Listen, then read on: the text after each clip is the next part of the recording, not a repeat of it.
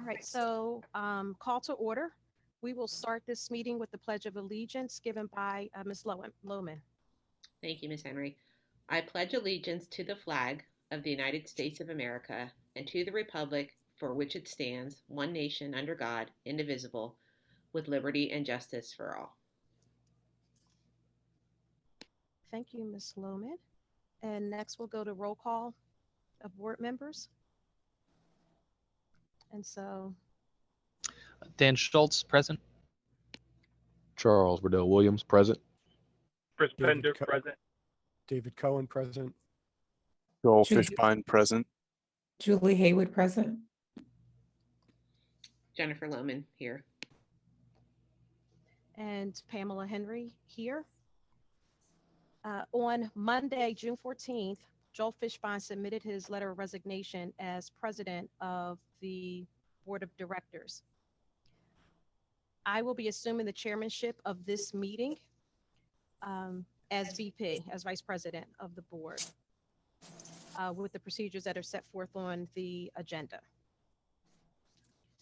And so our next is our solicitor's report. Thank you. Can you hear me okay? All right.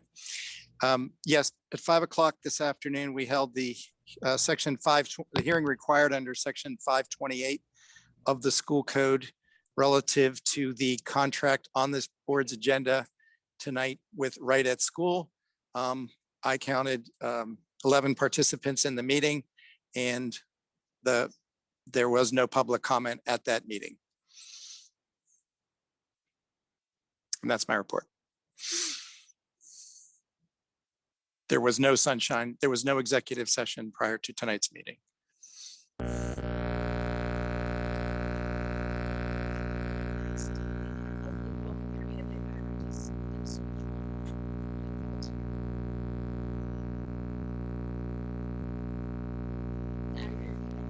Yeah.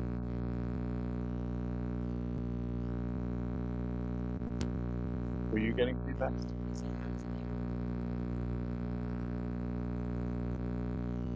I am.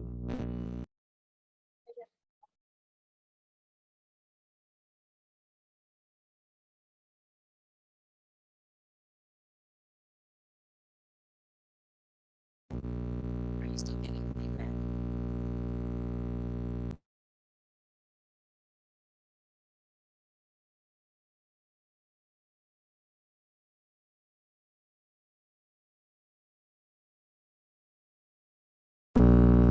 How's the feedback there?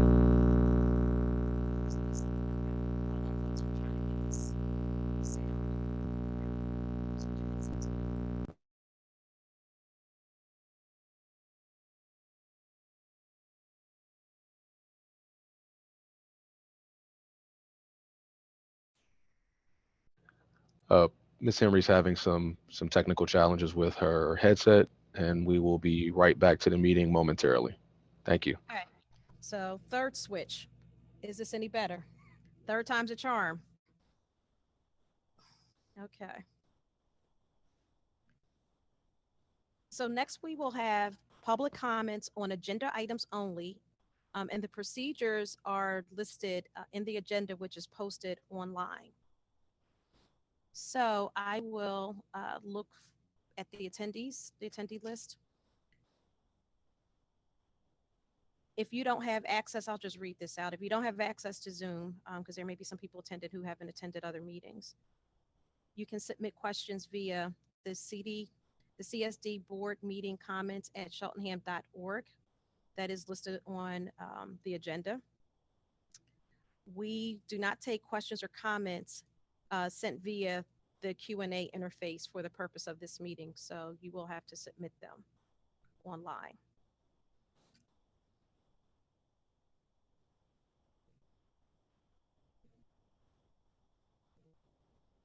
And so, Ken, are you seeing any comments coming up?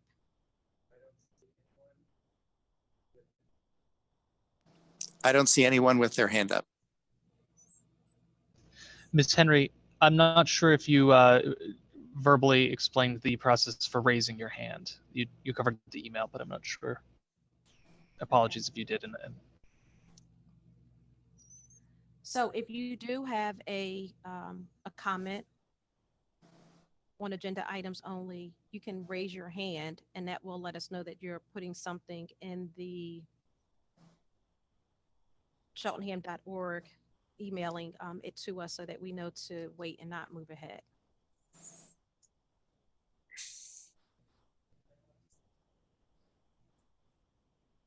Okay. And if just to clarify, if you would like to speak, you may raise your hand as well as the process that's described.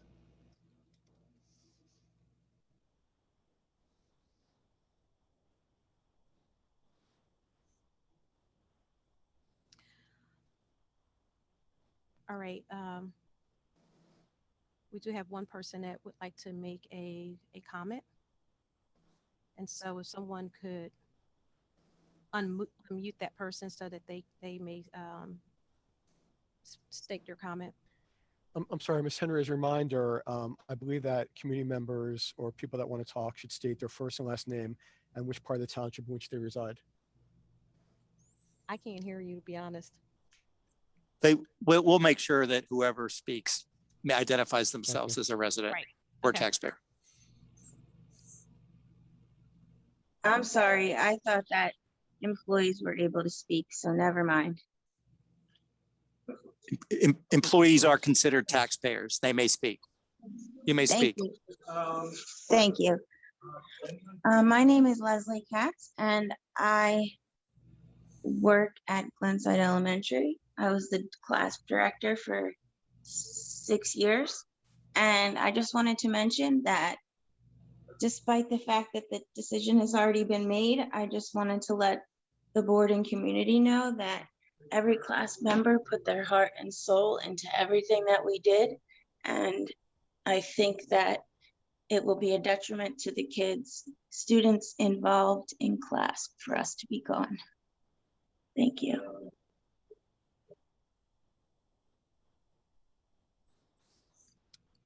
Okay, thank you.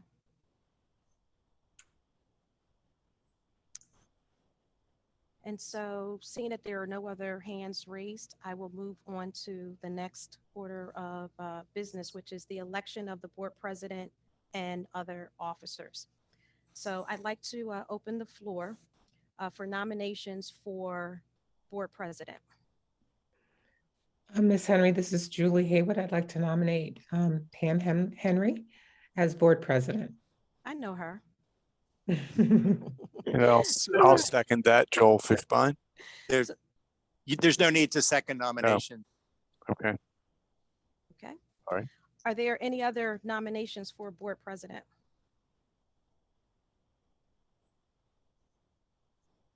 Okay. So I'd like to request a motion to close the nomination for board president. So moved. Second, Julie Haywood. Okay, so we're going to take a voice vote for the nomination. To close the nomination. To close the nomination. Aye. Aye. Dan Schultz, aye. Aye. Charles Bedell Williams, aye. Julie Haywood, aye. Jennifer Lohman, aye.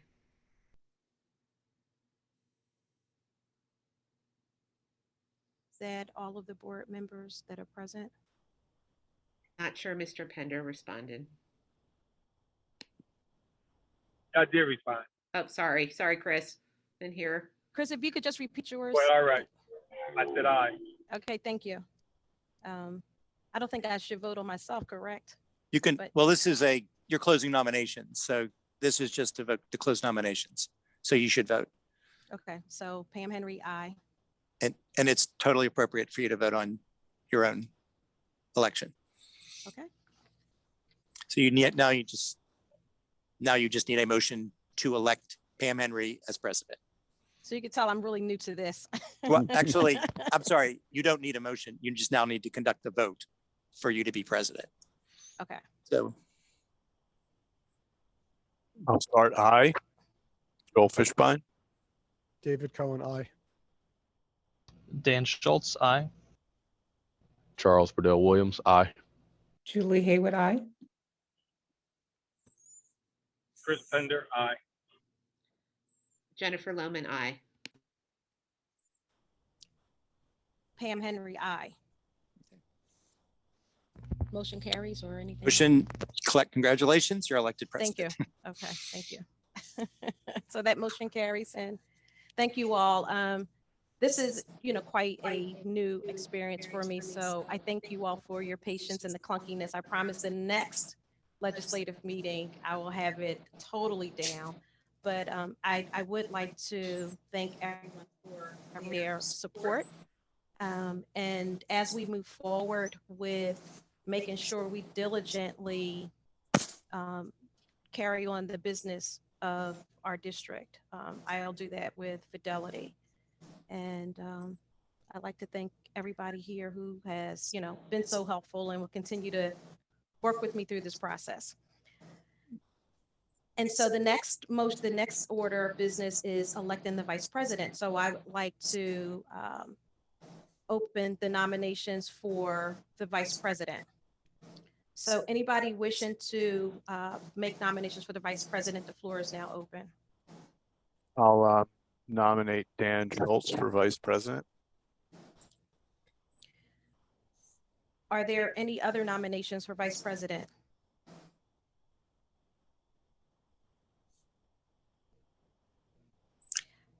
And so seeing that there are none.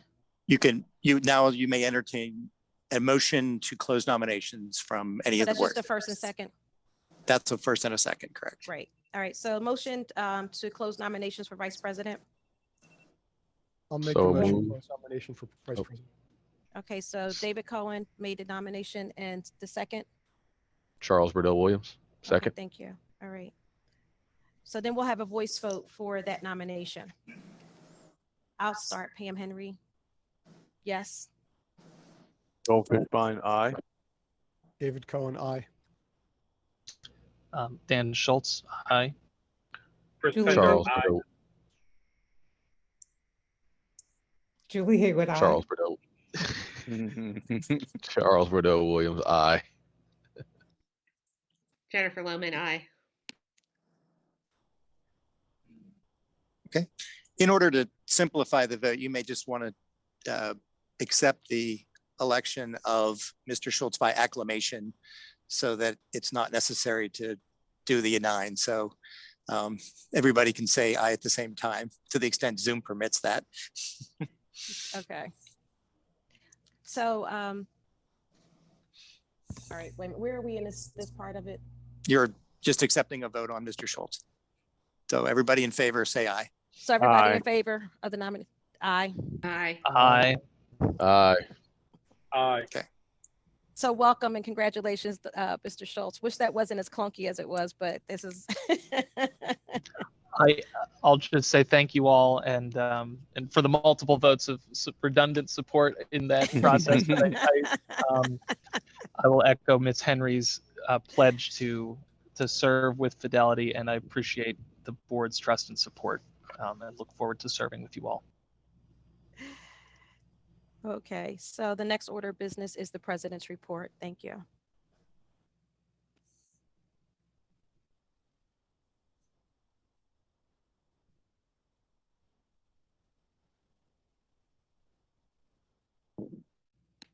There we go. I went on mute. Sorry about that. With the president's report, there are a few items. One is the approval of the treasurer's report as presented in the financial statements to the board. B, the approval of terms and conditions of employment of the acting superintendent of Dr. Nancy Hacker. C, the approval of the contract for child care programs in Cheltenham schools. And D, approval for the additional Act 80 days.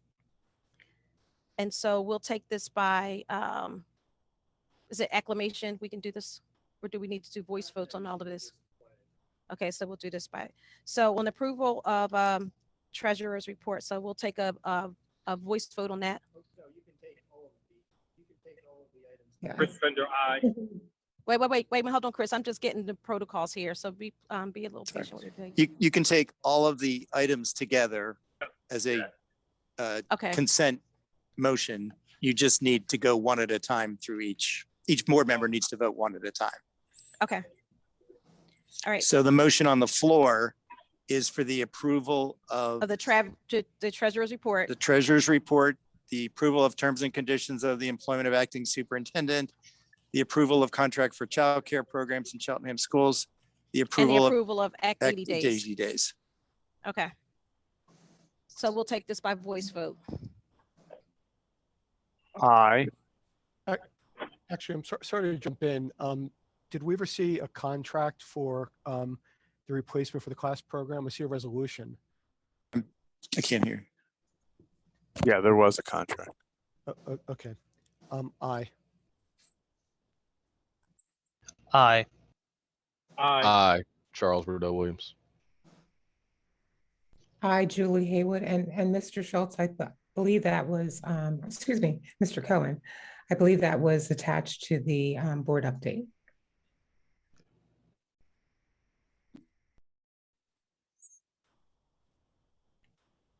Where are we on the vote? Ms. Lohman, I think hasn't voted yet. Thank you. Ms. Lohman, aye. And Ms. Henry, aye. And the motion carries. Next, we'll have the Eastern Center of Arts and Technology report, Mr. Burdell Williams. Yep. Thank you very much. The Eastern Center for Arts and Technology met on a joint operating committee met on May 13th, 2021.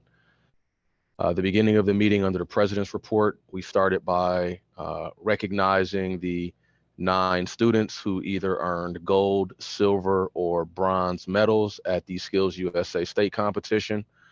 I'll highlight that the gold medal winners, the 3 gold medal winners from Eastern, Mr. Ben Hoffman from Upper Dublin High School, Nicole Klasky from Abington High, and Miss Kayla Marshall from our very own Cheltenham High, who I actually had the honor of meeting in person for the first time a couple weeks ago, were the 3 gold medal winners from Eastern, and they shared just a brief overview of their experience and how it felt to win and how they got there and their project design.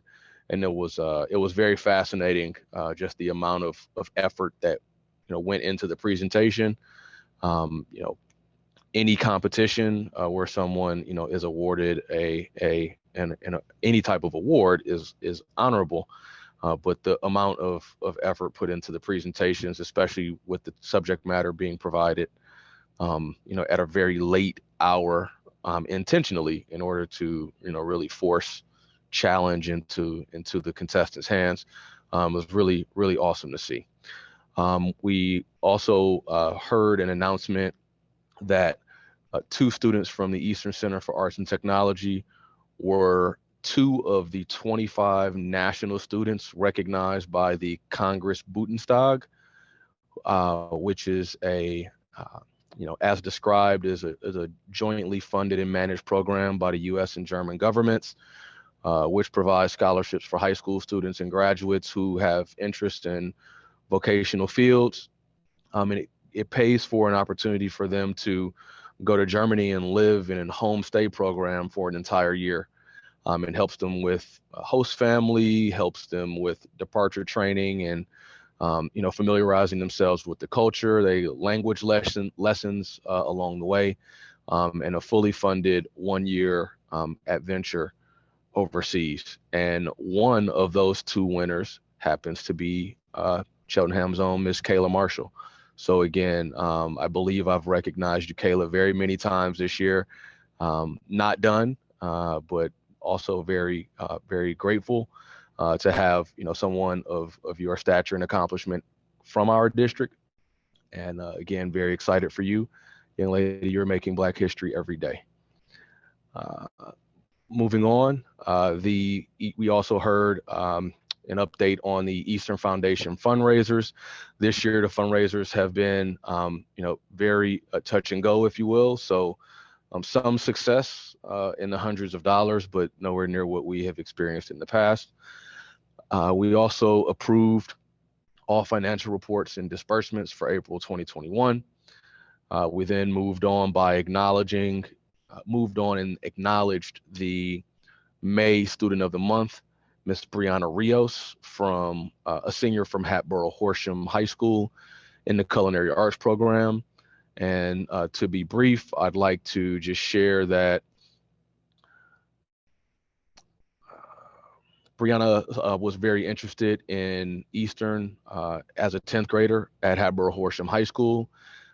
She, was unsure that a program at Eastern was a right fit, but she always had an interest in baking and pastry arts. And once she had decided to attend the open house, which I know a few board members have attended as well, not only do you enjoy the culinary arts instructors and students, but you also enjoy products of the culinary arts program. So I'm sure that was something that helped in her decision as well. Brianna found her passion in the nutrition element of the culinary arts program and credits her time at Eastern for helping her to explore different career paths within the food related industries. Just to wrap up, she is on the honor roll, the academic honor roll at Hatboro Horsham High School, where she participates in cross country. And also outside of school, she owns a small Etsy business where she specializes in painting tote bags and jewelry. After graduating, Brianna plans to attend Temple University for public health with a minor in nutrition. And her career goals are to work with teenagers while educating them on the importance of nutrition and helping change bad relationships with food into healthy relationships. Very excited. Moving on to academic affairs, we heard from the assistant director Joe Gribb on the presentation and the proposal of a new program, Exercise and Sports Science. So it's a part of the JOC's, Eastern's, annual commitment to continue to provide 21st century learning opportunities that they present a new program, for potential adoption and inclusion into the Eastern program. And last year, actually 2 years ago, it was the robotics program, which has really off to a great start. And this year, because of the challenges with available space for the allied health program, an exercise and sports science program was presented as an option that almost exists in parallel to the allied health program. Again, very interesting presentation, and some of the things that will come out of this particular program are certifications in OSHA healthcare, CPR first aid, ACSM certified personal training, and AMCA physical therapy aid work. We will be voting, meaning the Joint Operating Committee, will be voting on the approval of this program at tomorrow night's JOC meeting. Moving on, the Joint Operating Committee also approved non-resident tuition rates, conferences for the 21-22 school year, practical nursing tuition, which, because of the amount of equipment required, is quite an expense, but again, approved by the Joint Operating Committee for 21-22. In addition, we also approved the meetings and activities calendar for the 21-22 school year. And under personnel affairs, a series of approvals, essentially mostly around summer work, and also approval of Jerry Rooney as the new supervisor of CTE in effect on July 1st, 2021.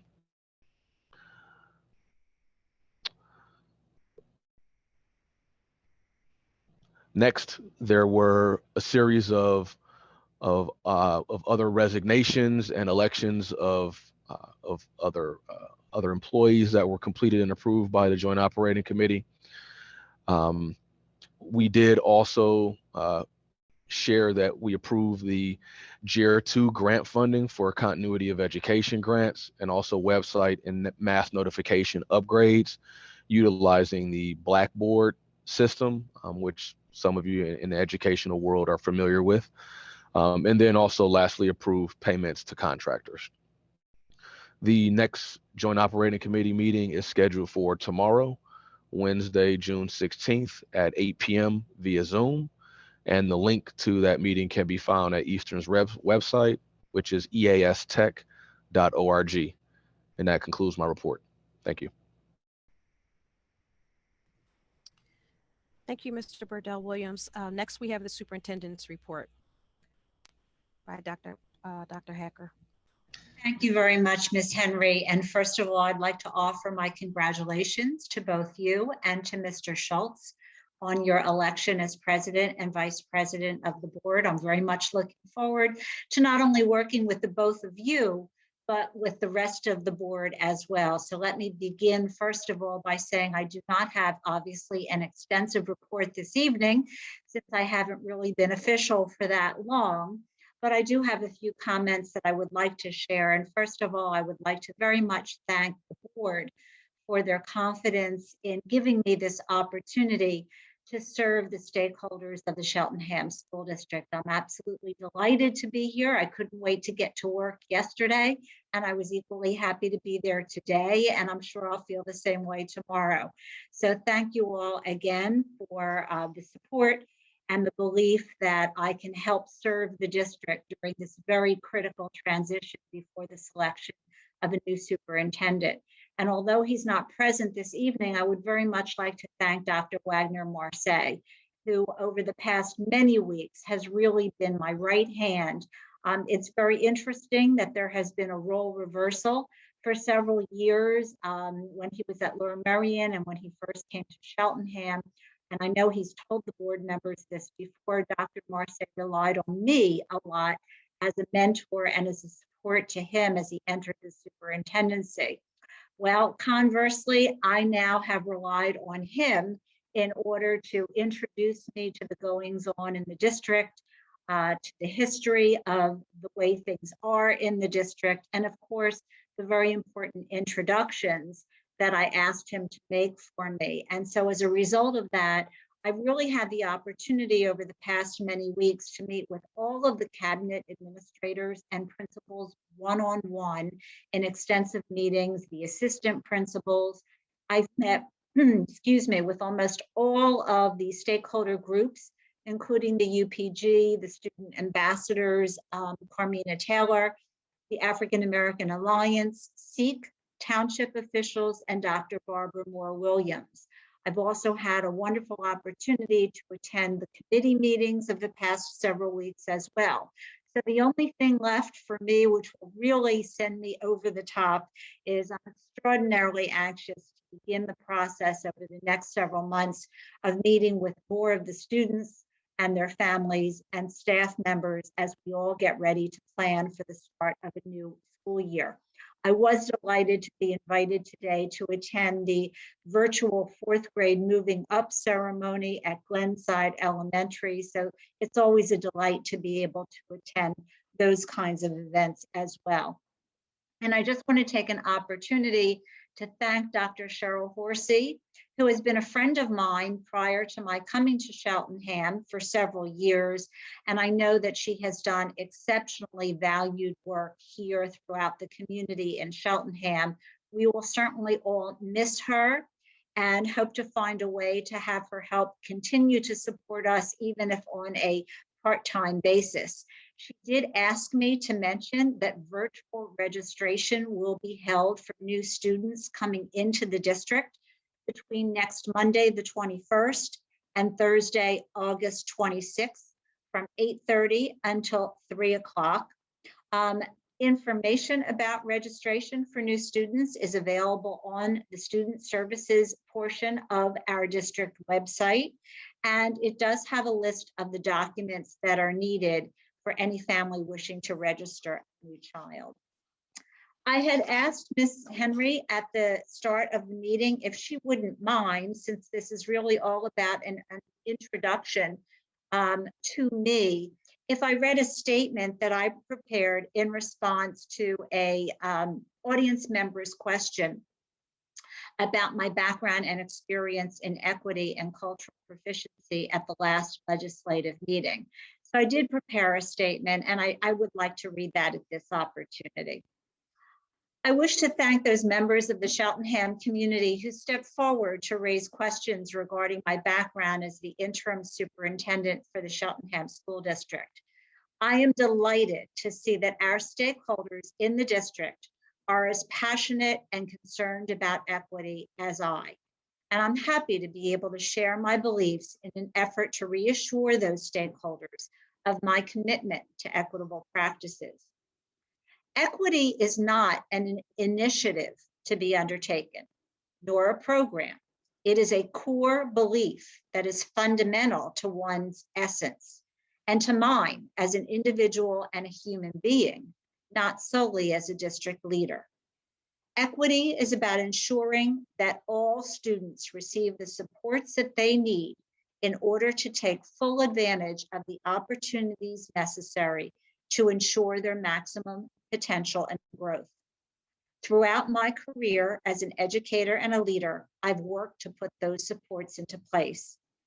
As examples, I have championed and implemented the adoption of a nationally renowned anti-bias curriculum for all grade levels, removed access barriers and criteria for entrance into higher level and rigorous courses through elimination of prerequisite entrance requirements, examined disproportionality in the number of student failures at the high school level, and I've worked with staff to actively foster better student and parent engagement to prevent students from failing. I've worked with district stakeholders to revise and develop curriculum that is reflective of varied perspectives that better represent all peoples, and that which incorporates the Southern Poverty Law Center social justice standards, and which represents the students of varied backgrounds who study those curricula. I've worked with student groups to identify their perceptions of discriminatory practices and have actively participated in the support of student activism directed towards the elimination of racism. In my previous district, I established an equitable practices group comprised of community members, parents, students, staff, and administrators that met monthly to formulate and work on equity goals in the areas of curriculum, student engagement, professional development, and in the examination of district hiring and recruitment practices. I've worked with special education departments in 3 school districts to ensure inclusion of special needs children and to implement training and co-teaching practices for staff within the general ed curriculum. Similarly, I've advocated for and helped to successfully revise entrance criteria into gifted programming so that more students could be considered through a wider set of considerations. And I was delighted at last night's Ed Affairs Committee meeting to hear that the same work is now being done in Cheltenham. I spearheaded a successful effort for my previous district to adopt the 6 goals of educational equity formulated by the Intercultural Development Research Association, a national organization, and a district equity statement.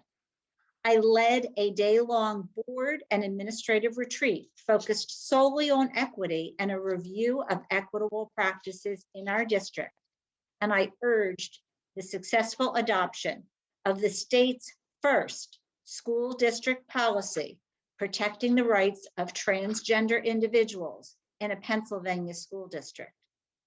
Most recently, I was selected to be a co-presenter with Dr. Robert Jarvis, Executive Director of the Delaware Valley Consortium for Equity and Excellence, at a Pennsylvania Department of Education Equity Conference for statewide educators, sharing the very practices I have just summarized. And finally, as an adjunct instructor of graduate studies at Gwynedd Mercy University, I teach a graduate level course for educators every year on cultural competency. These are but some of the examples of the intensive efforts I've undertaken through my nearly 17 years as a superintendent in 3 very different school districts, and which I believe exemplify my commitment and dedication to ensuring inclusion for all students. I wholeheartedly believe that we all must be responsible for every learner having full access to quality education, qualified teachers, challenging curriculum, full opportunities for learning, and appropriate and sufficient supports for learning, so all students can achieve at the highest levels. In recognition of these efforts, and in honor of my recent retirement from the school district of Springfield Township, my family established the Dr. Nancy M. Hacker Equity and Social Justice Award at Springfield Township High School to be given annually to a graduating student who represents these ideals. I was proud and honored to present the first of those awards to a student last week at their senior awards ceremony. I believe this, above all else, exemplifies my commitment and my family's commitment to pursuit of equity for all. And I look forward to having the opportunity during my time at Cheltenham to not only demonstrate my dedication to these ideals, but also to working with district stakeholders on these endeavors. So thank you everyone for giving me again this opportunity to become a part of the Cheltenham School District family. And thank you for allowing me to read that statement.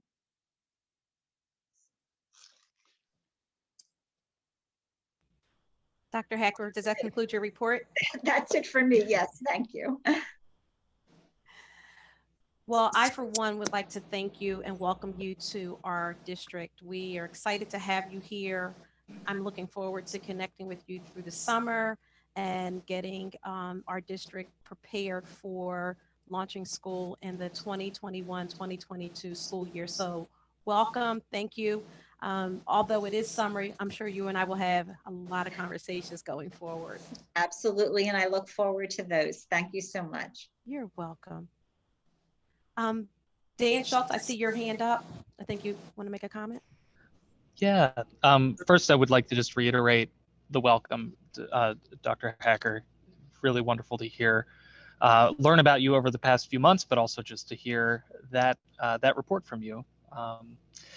And I also wanted to, Ms. Henry, if I may, I apologize for this being out of order from a literal perspective. There was one comment I wanted to make related to the CLASP contract that we just approved.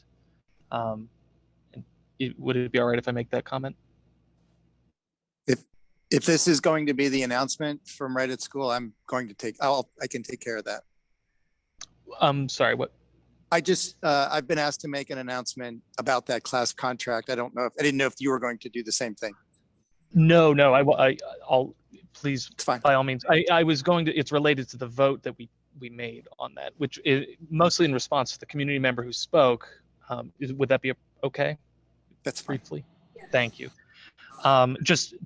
Miss Katz spoke related to that, and we voted through that contract, and members of the public may not be aware of the context. I won't give a long-winded explanation, but I wanted to make 2 points. And the first is, at least as one board member, I want to make sure that folks like Ms. Katz know that this decision is not a reflection of any individual evaluation of your individual's contributions to this community and to our students. And I'm very thankful for the role that you have played in CLASP. And I'm sure that members of the community are also thankful. Indeed, this has been, that CLASP conversation has been one for quite some time, and it's really rooted in a strategic decision that we feel overall the students will be better served by working with a vendor that specializes in the administration of those kinds of services. So it's not about an individual, in any individual employees, but rather the decision from my perspective has been rooted in the desire to align do things like being able to align before and after care activities with curriculum.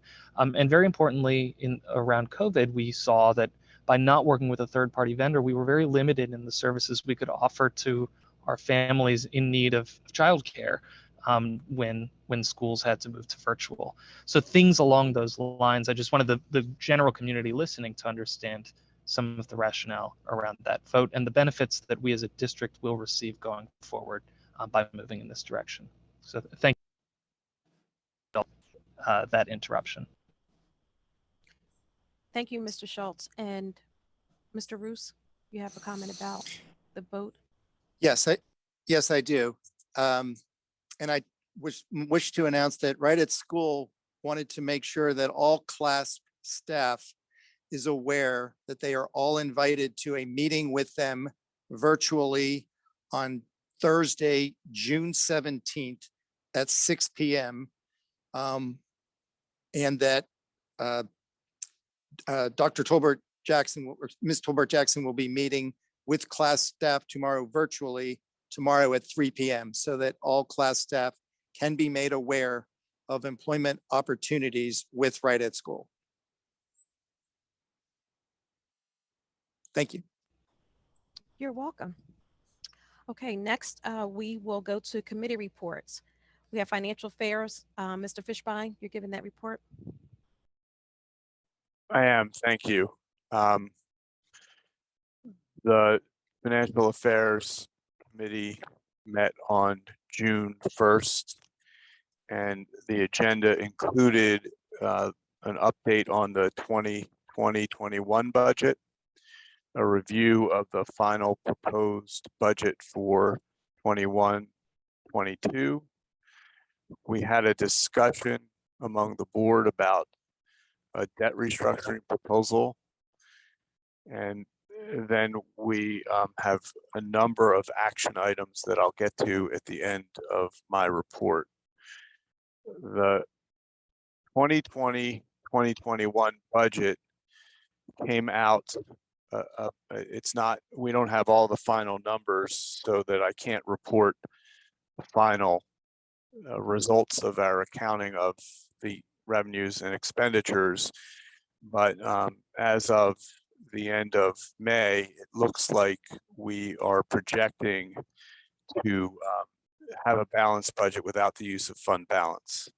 And that is subject to the end of year expenses coming and going and a final audit. That was better than the projection of using $1,100,000 of fund balance that we had budgeted for at the beginning of the year. And the reason for the variance had a lot to do with income and expenditures being different than projected because of COVID. There are a number of slides.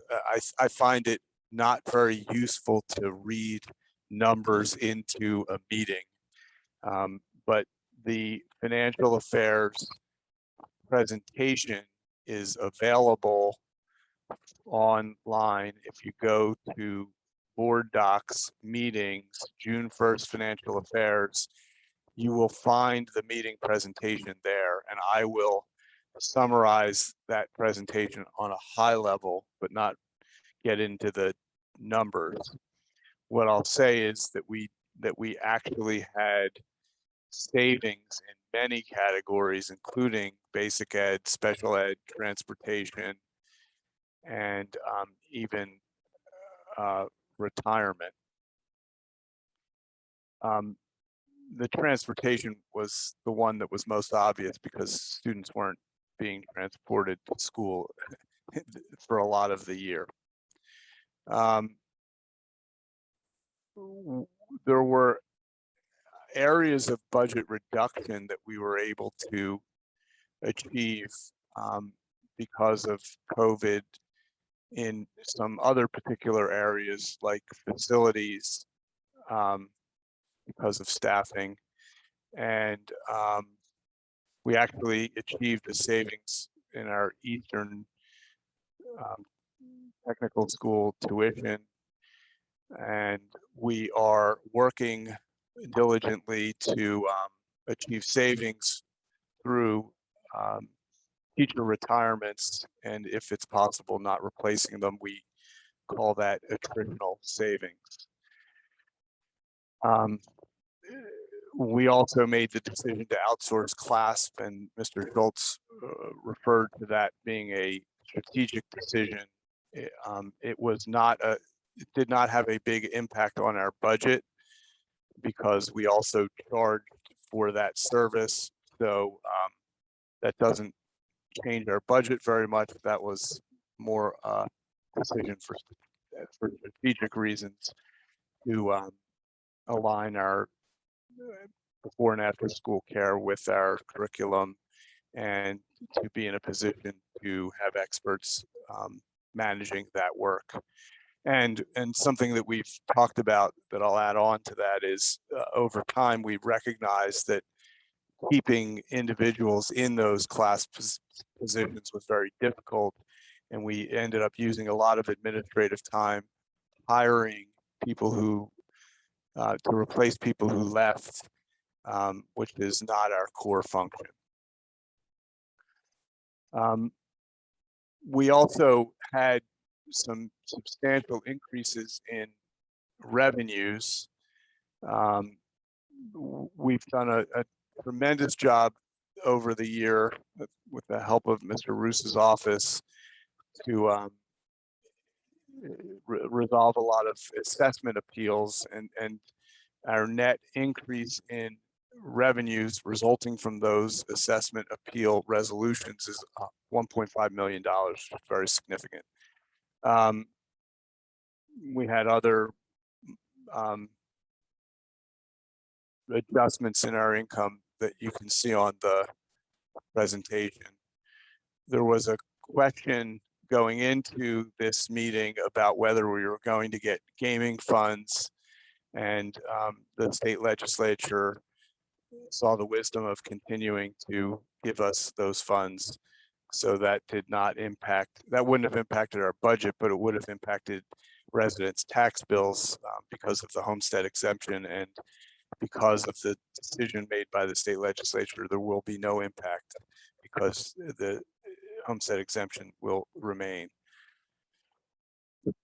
Well, and Mr. Schultz, did you have anything to add from that? Because I'm reporting a little bit more on the fly than usual, but if I miss something, you might want to add your 2 cents because you were also paying attention in that meeting as well, comparing it. Absolutely. I have nothing to add. Thank you. You covered. Great. Okay. The 21-22 budget has been proposed for adoption, and the total budget will be $123 million plus. Again, the numbers are all on the slides. The projected revenues are slightly less than that, and that's with a tax increase that we're going to be approving tonight. And with the tax increase of 3.0%, we are projecting a $500,000 use of fund balance. That's what we in the school district use to call a deficit. We have a certain amount of funds that we hold on account. We call that fund balance. When we run a deficit, meaning our projected revenues are lower than our projected expenses, we run a deficit and we fund that deficit by using fund balance. Our current projection is that we will use $500,000 of fund balance. Our goals for 2021, 2022 are to continue expenditure reductions. And again, we talk over and over about reductions through attrition. If there are ways to not replace retiring staff, that is the way that we would reduce staffing. And we are hopeful that through attrition, we can achieve savings in the 2021-2022 school year. Um, we are always, through our business office manager, looking for cost efficiencies and reducing reoccurring budget expenditures. And we obviously, in all of this, our primary and most important focus is that whatever we do with our budget, we do not affect student achievement. And in fact, we use what we are budgeting to implement our strategic plan. And we had as Dr. Hacker referenced last night, we had a report on our strategic plan, and we are implementing it with fidelity and successfully. So with whatever we are doing with our budget, we are not impacting the delivery of education services to our students. We always, and this year included, as you'll see in the action items, are looking for ways to refinance our debt. And because we have a lot of debt from the buildings that we have either built or refurbished, and because interest rates are extraordinarily low right now, we are always looking for using consultants to look for ways to reduce our debt by lowering our interest rate. And we're that's a constant focus. We also are looking for ways to continue to achieve operational efficiencies in technology, facilities, and transportation. And in the coming year, we have a negotiation with our Business Employees Council, and soon after that, we will have another negotiation with our CEA, Cheltenham Education Association. And during those negotiations, we are aware of the need to align our staffing costs with our budget realities.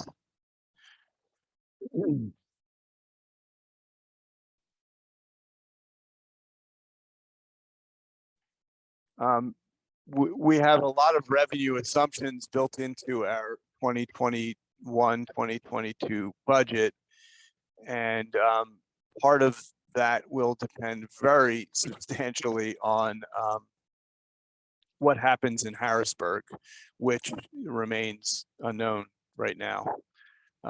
There are proposals that could result in us achieving a much higher level of funding from Harrisburg. And we know from past experience that many of those proposals sound exciting when they're proposals and don't get enacted. So our budget assumptions are conservative there, but we are hopeful that we can get something more from Harrisburg, and we always are looking to lobby our representatives to do the best they can for equitable education funding.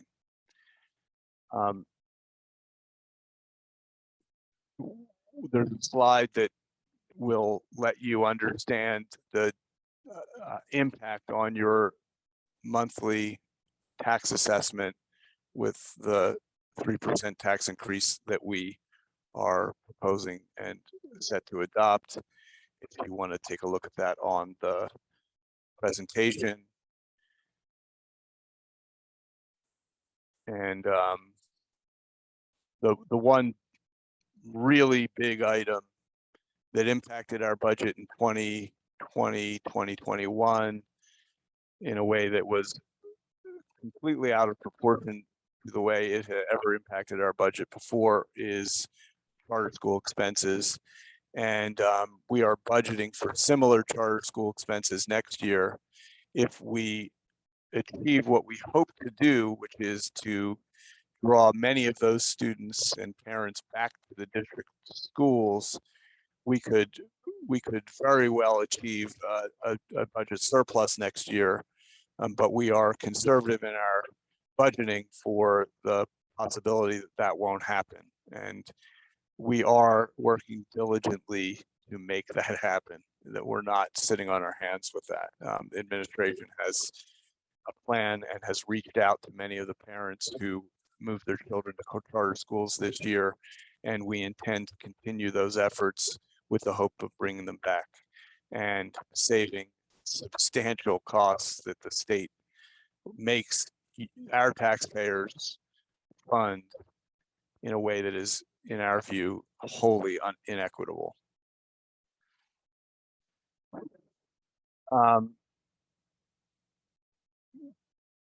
Much of the meeting was spent talking about a proposal to restructure debt, and the board decided that we would not be pursuing that restructuring. So I won't include that in tonight's report. The benchmarks for the events that need to happen for next year's budgeting are also listed in the presentation for your review. And we have a number of action items. That concludes my report on the meeting. And now we have a number of action items. And the first is adoption of the budget and tax levy. That's a long litany of things that we're doing with this item number one that you can read on the agenda as listed. And I'll seek a motion for the adoption of the budget and tax levy. So moved, Dan Schultz. Second, Jennifer Lohman. Do I have any board comment? Mr. Schultz. Thank you. Just to clarify for those listening, the key item for this motion, I think that folks will be most interested to understand, is that this includes a 3% increase on real estate taxes. That's the primary change. And I just wanted to acknowledge a couple of things. First, I've said this in other meetings, but I think it's important to repeat here. I'm very thankful for all of the effort of our administration, of our board, of our members of the public who have attended financial affairs meetings, for the state of the budget today, and how much work has been done to identify expenditures to cut or decrease without impacting our student services and our educational programming. I think over the past 2 years, really 2 years ago, almost to this day, I think the board really charged administration with a focused an effort on figuring out ways to work within our means and to identify ways to lower our expenditures. I think I, as one board member, but I believe I could speak on behalf of the board, we truly appreciate the burden that real property taxes represent on this community, and are really working hard. It's a long tail, it's a long-term problem to solve. It really can't be solved. It really can't be solved overnight or in one fiscal year responsibly, because to slash budgets would be to really impact our students, and that's not what we're about. However, over these past 2 years, we have managed to really get a closer hold on our expenditures, I believe.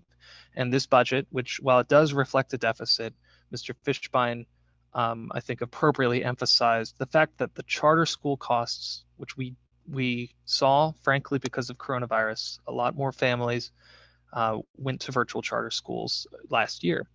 And our charter school costs went up by around $1.4 million. And you'll notice our deficit is around $470,000, around $500,000. If you remove those charter school costs, you will be able to see that our budget is in a much healthier position than it has been in the recent past, and we're moving in the right direction.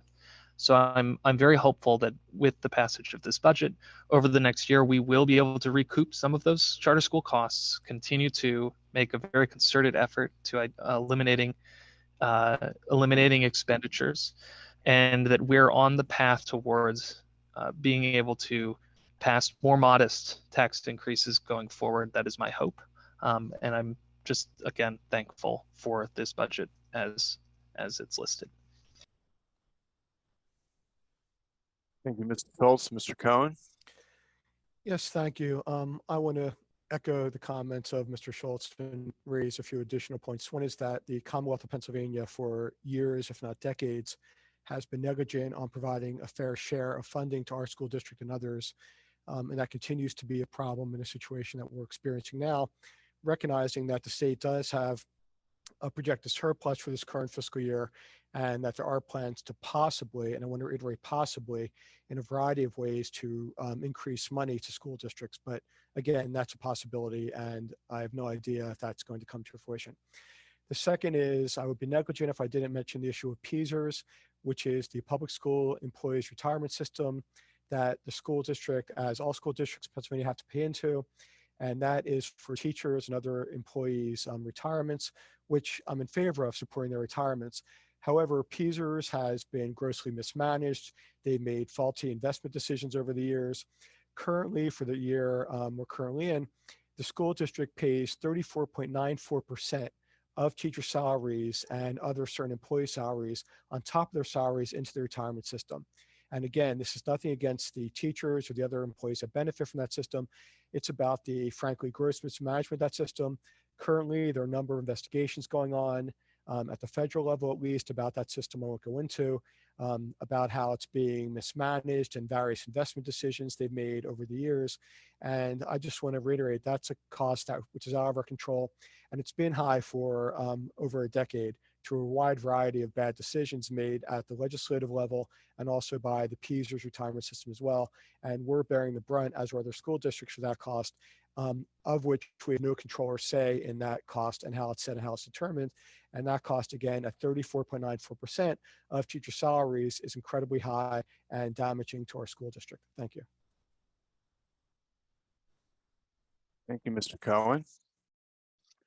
Any other board comment? Seeing none, I'll call the vote. I'll do it by acclamation. All in favor, say aye. Aye. Aye. Aye. Aye. Aye. Aye. Any opposed, say nay. Hearing none, that motion carries unanimously. The next action item is approval of fund balance designation, and that is the $465,699 use of fund balance that our 2021-2022 projected budget projects, and that requires board approval. There are $0 being proposed to be allocated from fund balance for capital projects, which is also in this resolution. And so I'll call for a motion to approve fund balance designation. So moved. Dan Schultz. Do I have a second? Charles Birdell Williams. Thank you. Do I have any board comment? Seeing hands raised, Ms. Haywood. Yes, thank you, Mr. Fishbein. I too echo Mr. Schultz's comments and Mr. Cohen's comments as they relate to adoption of the budget and the tax levy. I think as it relates to the fund balance designation, knowing that we do have that gap, and knowing that the hard work that was done to get us to this point is very much appreciated.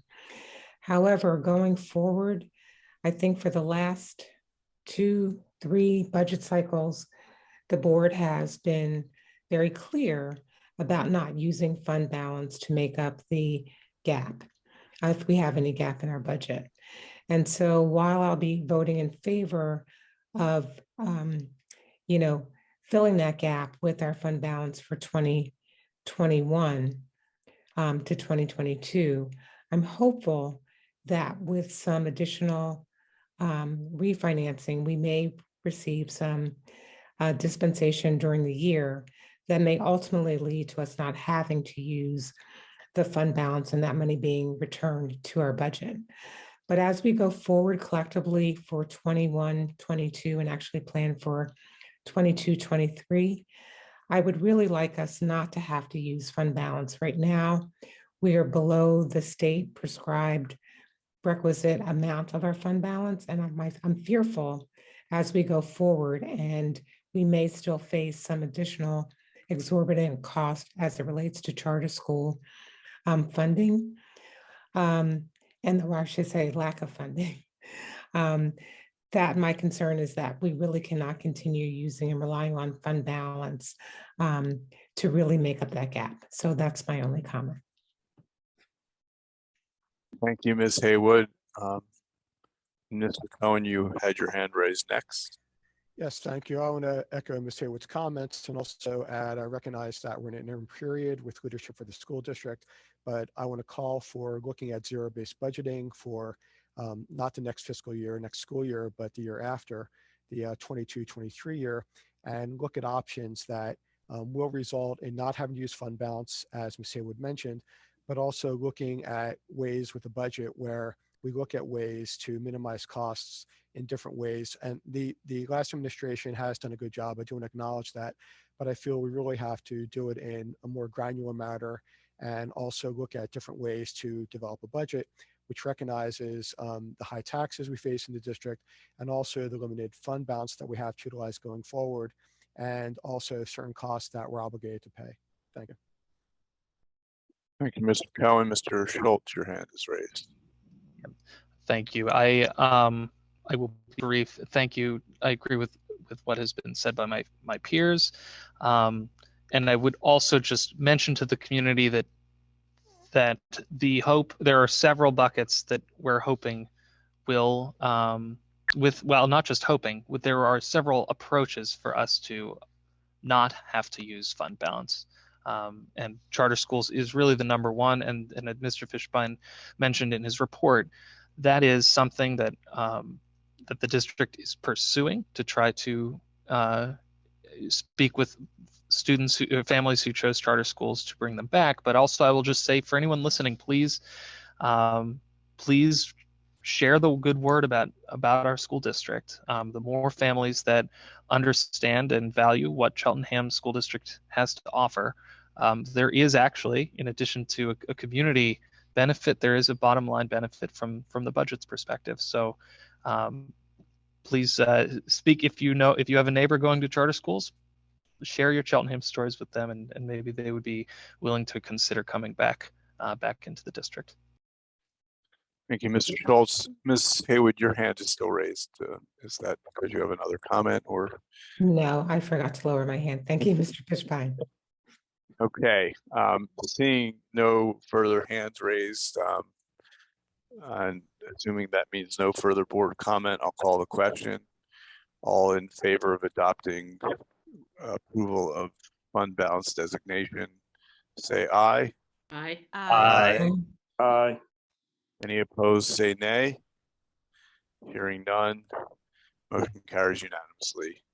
And that I need to report on when the next meeting is. Does anybody have that handy? There isn't one in July, correct? I believe it's August 3rd, Mr. Fishbein. Thank you, Ms. Lohman. And the next financial affairs meeting will be on August 3rd, following the facilities meeting. And that will hopefully be in a different format if we have a new health and safety plan. So that I will have to say in a to be determined format. And that concludes my report. Thank you, Mr. Fishbein. Next, we have Educational Affairs. This is going to be a collective or collaborative report given by myself as well as Ms. Lohman. Jenny, I'm going to ask you to start off since I think you have probably the earliest report. Yes, thank you, Ms. Henry. The Educational Affairs Committee had met 3 times between our previous legislative board meeting and the current legislative board meeting. The Educational Affairs Committee met on May 19th, May 25th, and last night, June 14th. I'm going to be reporting on the May 19th Educational Affairs Committee meeting.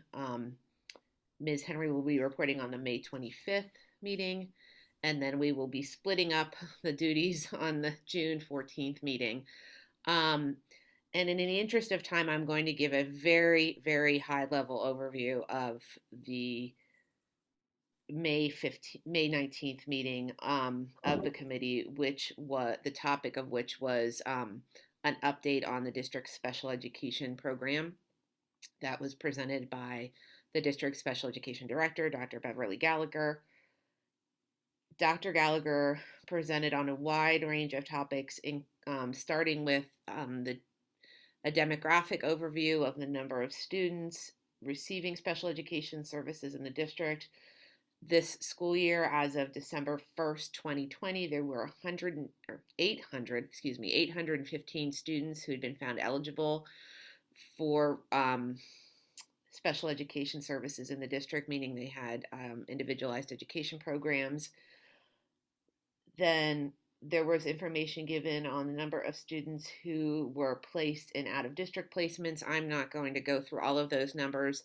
The slides for this presentation are available on the district's website. If you click over onto school board and then click on the school board committees, you can get to all of the slides for all of the committee's presentations, including the Educational Affairs Committees. Dr. Gallagher then went through kind of a 5-year update vis-a-vis the strategic plan and what the special education department had been working on, including increasing the continuum of placements within the district for children in K through 4 who required emotional support programming. The district reconfigured and added some programming in that area to ensure that all students in those grades who required emotional support programming of a certain level could remain in the district if that was appropriate for them. Dr. Gallagher also reviewed the academic achievement seminars that had been developed at the high school level to provide additional support to students at CHS with IEPs. Also, she talked about some of the additional programming that had been developed at the high school for students with intellectual disabilities who required life skills support or learning and daily living skills, and that an apartment actually had been built out so that students could work on their daily living skills in that setting, and that the district also collaborated with the Montgomery County Intermediate Unit to create a transitional classroom at Elkins Park for students identified with autism, and that also a learning support / autistic support co-taught classroom was developed at EP for students who required, I think, more challenging academic work, but also required autistic support. There were other reports with regard to programming for students with emotional support needs, and that outside support from Lakeside, which we'll be kind of voting on that, continuing that support from Lakeside, an outside provider, later on in this meeting. Lakeside support meetings were happening monthly now. That there had been revised early intervention transition to school age program processes to make it a more effective process. That there had been additional professional learning for both special education teachers and administrators, and principals had been provided with kind of a IEP administrative checklist to ensure that appropriate procedures were being followed. There was also a discussion of the holistic experiences that had been developed for students with IEPs, including more support for students who required functional behavioral assessments, students who required additional behavioral analysis support, and that assigned school counselors were provided to all special education students at the high school level, which had not been the practice in previous years.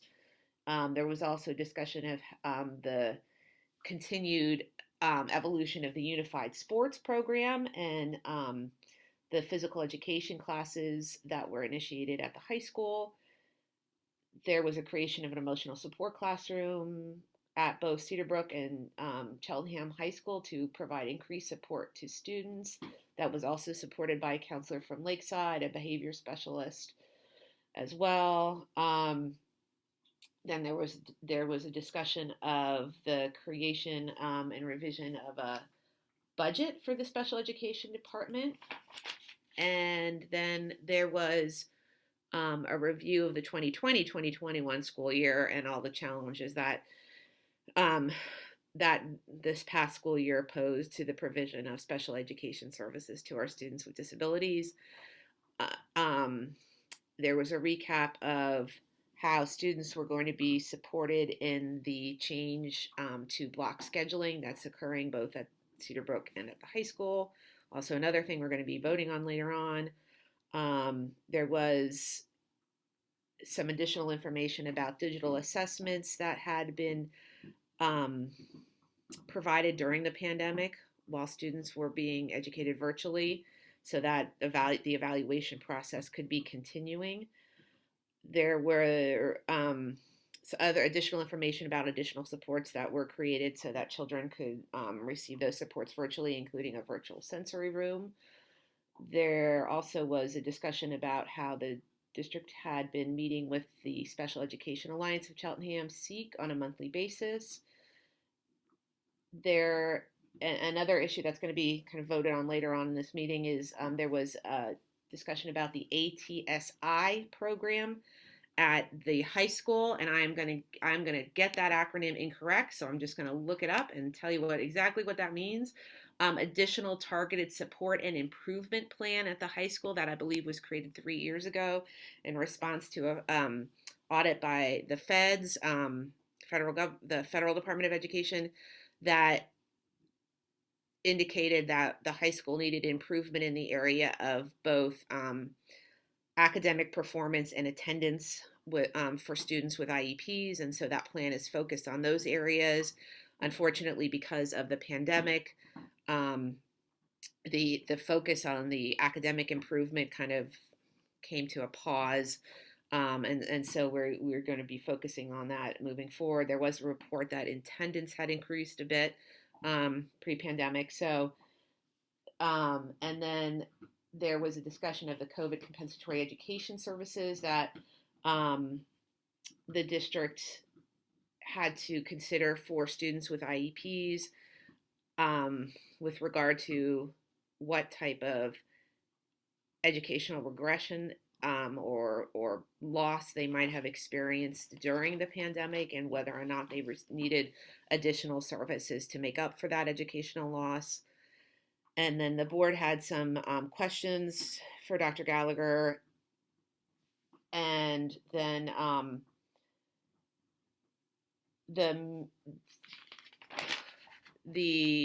there was some questioning around kind of which class, whether there were going to be some performance indicators with regard to the special education program, and what it would sort of look like for the public and the board to have additional information in that regard. There were also additional questions about the significant disproportionality that had been identified a few years ago by the state and the federal government with regard to discipline of students with IEPs at the high school, and how the district had been had basically resolved this issue more or less according to the State Department of Education, and there were still some additional questions around that, however, by the board. And then I'm trying to look the meeting. I don't exactly know. Usually I report on when the meeting ended, but I don't have that time. But that is my report on the May 15th meeting of the Educational Affairs Committee. All right, Jenny, I'll go to. Oh, I'm sorry, the May 19th meeting. I didn't mean May. May 19th. May 19th. May Right. 19th. Sorry. Right, May 19th. So I'll report out on the May 25th meeting and then come back to you on the meeting from yesterday on June 14th. So on May 25th, we held a special educational affairs meeting to discuss the impact of learning loss on our students during the pandemic. The presentation focused on specific general loss of knowledge and skills and reversals of academic progress. There were 4 articles presented in the presentation that examined what learning loss was. What we came to understand is that there's not a consistent definition on learning loss or the response to what it actually means or how to address it. We do know, however, we do know and recognize that learning in the total virtual and now hybrid models have impacted our students differently throughout the entire district. The plan, so we talked about and focused on what were the plans to address, to identify where our students are and to address learning loss and how to support our students going forward. So the plan includes administering assessments and exams that focus on the Pennsylvania Department of Education priority standards. There is a K through 12 summer experience to support instructional loss that is going to happen after the school year ends.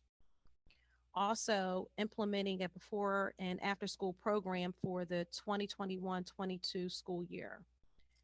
Also included in the plans to address instructional loss and to support staff around this is teacher collaboration, professional development for staff, and also very important, a continuation of mental health and social and emotional support. The information surrounding that meeting is also available on our district website, and I encourage you all to go in and look at it. Yesterday on Monday, June 14th, we had a presentation from Educational Affairs. There were 2 presentations given. I'll talk briefly about the presentation on the strategic plan, and then Jenny can follow up, Ms. Lohman can follow up on the additional presentation that was provided there. And so the presentation on the strategic plan, including identifying the work that was supporting each of the pathways and the progress and accomplishments for each of those different pathways. I'm not going to go through all of the information that was provided. It would just be a lot of data, a lot of information. However, the presentation not only outlines that, that information, it also provides an appendix for supporting documentation that you can review on that. And that concludes my report on that. Jenny, I'm going to turn it back over to you. Thank you. Thank you, Ms. Henry. So I'm going to report on the first half of last night's Educational Affairs Committee meeting, which was an update by Mr. Pimental, who is, I don't believe this is actually his full title, so I apologize in advance, but part of what he does is he is the district's director of gifted services. And he gave us an update he presented on an update on the district's gifted services. And I'm certain probably those slides are not yet up on the district's website, but they will be shortly. It was a very helpful presentation with regard to kind of where the district was and where the district has gone with regard to its identification of students for gifted services and kind of areas where it will focus on in the future. He started with a review of how the district changed the use of its universal screener to using the Naglieri, which is a nonverbal abilities test, to address the situation that our previous screener really was, had biases in its application. And so with the use of the Naglieri screener test now, the number of students who are identified as moving forward to have a full assessment to determine their eligibility for gifted education programming is more proportional to the number of overall number of Black and white students and Asian students and multiracial students in the district than it had been. There's definitely some room for growth there as well, but it's much more proportional than the previous screener had been. And he walked us through the steps the district uses to identify a student as eligible for gifted services. First, there's the universal screener, the Naglieri, which a student must score a 74% or above on in order to sort of move forward in the evaluation process. Although, as he explained, if a family member believes that, a parent believes that, for whatever reason, the student should still move forward with the full evaluation process, even though they scored below a 74%. The district will do that as well. That what happens next is if the student scores above a 74%, then their parent is mailed a permission to evaluate form called a PTE, because in order for the child to receive a full gifted evaluation, a parent must provide consent to that.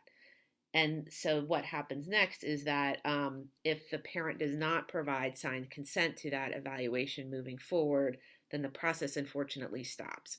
So there is some identified disproportionality there in terms of, by race, in terms of who returns the signed PTE forms. And the district is working with the Cheltenham African American Alliance to come up with some other alternatives to ensure that more Black families are returning the PTE forms than have been currently, so that the process can continue and their children get evaluated to determine their eligibility for gifted education services. So assuming the parent does sign the form, though, then a battery of tests is given to the child, which Mr.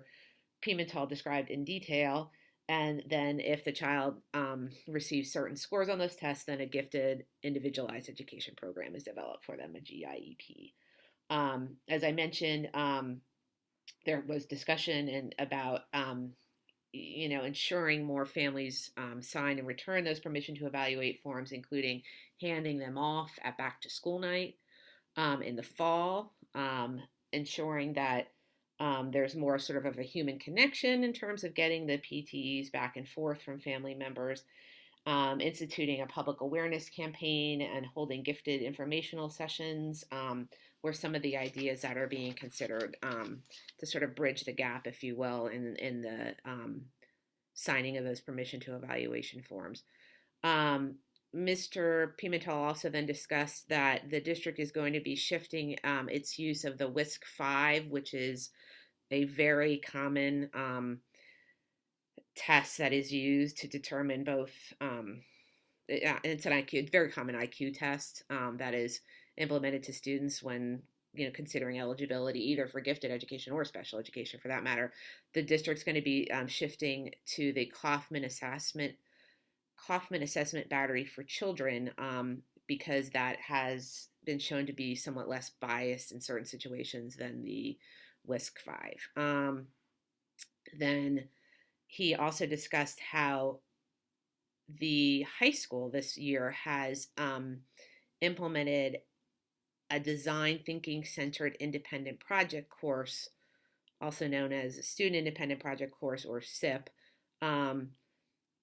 that is provided to address the goals that are written on a child's GIEP, and it's oriented, of course, towards the student's strengths. The challenge, as was discussed last night, with using design thinking in a virtual world is that design thinking is not designed, if you will, to really be completely effective in a virtual world, and because it's a very collaborative process. And so the desire is that once we get back to the kind of everyone back in the building, that SIP class will kind of take off more for the students who are involved with that. Mr. Pimentel also discussed the gifted audit review that the Pennsylvania Department of Education did this year of our gifted program. And for the most part, we scored 100% on all the areas that were reviewed. There were a few areas that needed attention, including the fact that our entire staff, not just the teachers identified as challenge teachers or gifted education teachers, will receive professional learning in the fall on the provision of gifted education services. He also discussed that the use of project-based learning and the extension of project-based learning from the high school through Cedar Brook, through Elkins Park, through our K through 4 schools really comes with it, encompasses the value of equity, and that PBL brings the skills that we want all students to learn along with it. And so the challenge teachers will be involved in the PBL programming at the K through 4 level for all of the students. And then students who need additional gifted education support will receive that. But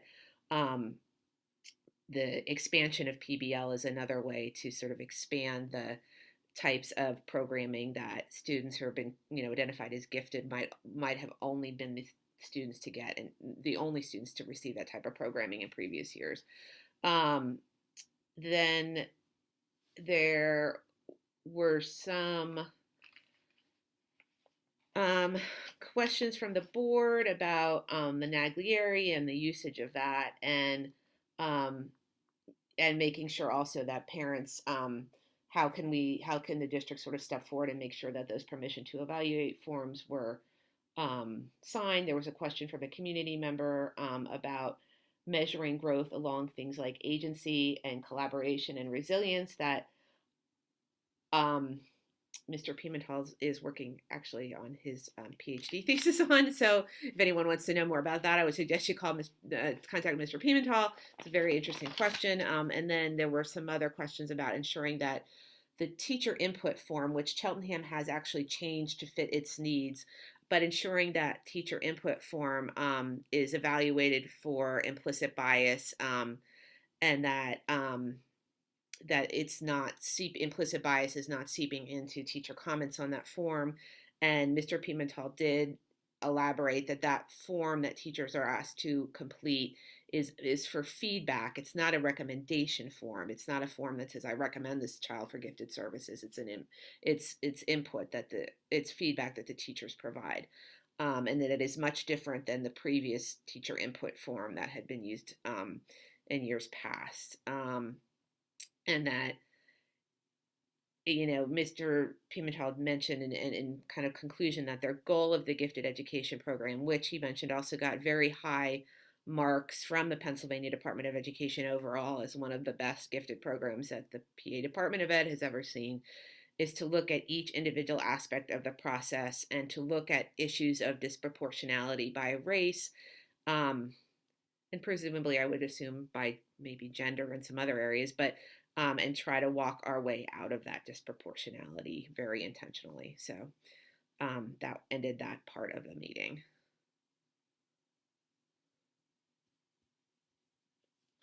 I'm handing it back to you, Ms. Henry. Thank you. I didn't want to interrupt. So that concludes our lengthy report. Like Jenny said there, we had three meetings since our last report out of that. So thank you, Jenny, for your information. There is not a educational affairs meeting scheduled for the month of August. Jenny had your hand up. There was a second half to that meeting. Do you want me to summarize it real quickly? It was the year 5 in review of the strategic plan. I did that. Oh, you did that. All right. Okay. Sorry. Yes. Wasn't sure if you were going to add anything to that or not. I'm sorry. No. Yeah, I'm not going to go through any additional information because it's available in the presentation. It's, all right. Thank you. Sorry about that. No, that's okay. And so there isn't a meeting for August. Our next meeting will be scheduled for the month of September, and that will be communicated at the probably the August legislative meeting. And that concludes our report. Ms. Henry, this is Julie. Mm-hmm. Just a quick synopsis, again, I was not able to attend the Educational Affairs Committee meeting last night. And I know there were lengthy presentations and, lengthy PowerPoints, all of which I've kind of looked at.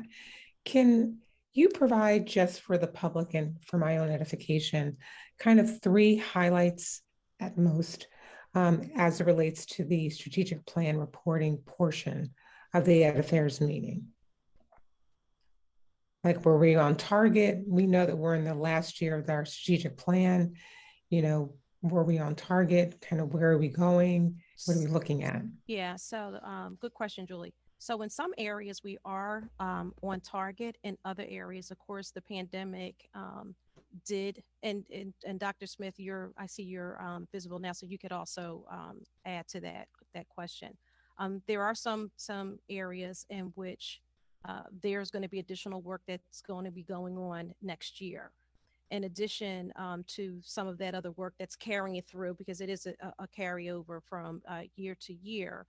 Once the new superintendent will be looking at doing a survey for our new strategic plan, so it'll help us to identify where we were. We already know where we were, where we come from, the work that's been accomplished, and what's the work that needs to be done. Thank you. You're welcome. Dr. Smith, is there anything that you'd like to add to that? No, I think you did a great job making sure that you summarized everything for Ms. Haywood. That was good. Okay, thank you. Okay. Next, we have facilities with Mr. Burdell Williams. Thank you, Ms. Henry. The Facilities Committee met on June 1st, and we heard a presentation from Mr. Teasdale on 3 specific items. First, Mr. Teasdale spoke on district-wide building updates. At CHS, the repairs to the exterior wall of Stratton Hall will commence on June 21st and is expected to be completed before students return in the fall. There's a significant amount of HVAC repairs required to keep the ventilation of the entire building at peak capacity. It is expected that these repairs will be completed now that students have left the building. At Cedarbrook, the bollards guarding the building from parking lot vehicle traffic were repainted by district personnel as they were peeling due to poor initial application of paint and/or surface treatment when installed during building construction. Also at Cedarbrook, there are some tree removal activities scheduled for June, which will remove dead or dying trees from school grounds. As was done with past tree removals, at least on my time on the Facilities Committee and on the board, the administration is collaborating with a local horticultural group to replace the trees that are removed. Excuse me. At Elkins Park, the administration is receiving quotes for work needed to replace some corroded piping that supplies the boiler system. After approving those quotes, work will be scheduled for the summer and is expected to be completed well in advance of us cutting on the boilers for heat. And I think we all share in the sense that we hope we never need them, but we know that that's not the case because it will eventually get cold around here. The only elementary school with an update from the June meeting was Wyncote Elementary. Mr. Teasdale shared that the previously discussed cooling tower glycol supply line repairs were being scheduled for a date in the upcoming weeks. Additionally, at Wyncote, there's also a tree removal scheduled, and this tree will also be replaced in a similar manner as those at Cedarbrook. After speaking on the building-specific updates, Mr. Teasdale then moved on to present a district-wide summary of summer maintenance, groundskeeping, and custodial work. First, HVAC filters in all buildings are scheduled to be replaced on their previously determined replacement cycle as a part of the district's preventative maintenance program. Also on the topic of HVAC, the pre-filters for the in-room HEPA air filters installed at CHS and EP are expected to be replaced as well. Just for the edification of the community, Those particular HEPA-L filters were installed as a result of updates required to ensure that our rooms met or exceeded air changes of 15 cubic feet per minute to ensure the health and safety of all occupants of those two buildings. Also happening during the summer is a continuation of painting inside and outside all buildings, but mostly focused on CHS and EP. I spent some time in the high school last week and the week before, and again, the interior paint is really given a really nice upgrade to the interior of the building. I'm happy that we're continuing that work and now spreading it over to EP. Anything we can do to keep our buildings in tip-top shape, not just by replacing and maintaining, but also by ensuring that we're taking care of all of our painting and touch-ups as necessary as well, really helps. Additionally, lighting upgrades for the CHS gym, as well as the installation of additional water bottle fill stations at all schools, is also scheduled for the summer. It was mentioned at I believe, I'll say likely February or January facilities meeting that quite a few of the water fountains across the district were disabled as a part of our health and safety plan. There was a plan put in place to replace those particular water fountains with water bottle fill stations. However, due to some challenges with receiving the equipment, those activities were delayed, but are now scheduled for the summer. We do have the equipment on hand, and when the students return, they'll be able to fill more bottles than we had before and also save more bottles than we have before, because those water bottle fill stations will have the water bottle savings counters on them. Some general summer work, including equipment, preventative maintenance, facilities inspections, and groundskeeping, is also scheduled for the summer at all buildings. There will be a particular focus on the grounds as they have received less attention this year due to heavier snow than years past. Given the weather we've had for the last few days, I know it's hard to believe we actually get snow around here, but now it's nice to see that the administration is turning their direction toward the exterior grounds and looking at trimming trees and cleaning bushes and other shrubs, and ensuring that we have mulch and other things around to ensure that we have really nice exterior look to our buildings. Also on the list for the summer are some custodial activities, including the normal extensive cleaning of each building. This happens every summer once students and faculty, for the most part, are completed with all of their time in the building. The custodial staff goes through and extensively cleans all buildings. And this year in particular, I think that work will probably be more in line with what we were executing on a consistent basis in order to ensure health and safety, but will be happening nonetheless. This extensive cleaning will be done in parallel with the standard cleaning that is executed on a scheduled basis, given summer building occupancy. Mr. Teasdale did share that, last summer we didn't have anyone in the buildings for the summer, but this year we do have some heavy activity in regards to summer programs happening, and we'll have to have the custodial staff in place to be able to execute, and there's a plan in place to do so. Lastly, for summer activities, any furniture moves or room changes will also be executed as needed based on the needs of the teachers and students, and also relative to some expected school reopening guidance, which again, we have not received or discussed as a board, although Dr. Marseille, prior to, I guess maybe it was his last address at last month's legislative meeting, did share that, we're expecting to open in full in the fall, and assuming all things remain the same, and our health and safety continues to move in the direction that it is now. I'm hoping that we're there as well, and I know most of the community is hoping that, and our educators as well. Lastly, Mr. Teasdale presented on a school dude update, which for the edification of the public is the system that the facilities department uses to track work orders, preventative maintenance work orders, and also corrective maintenance work orders.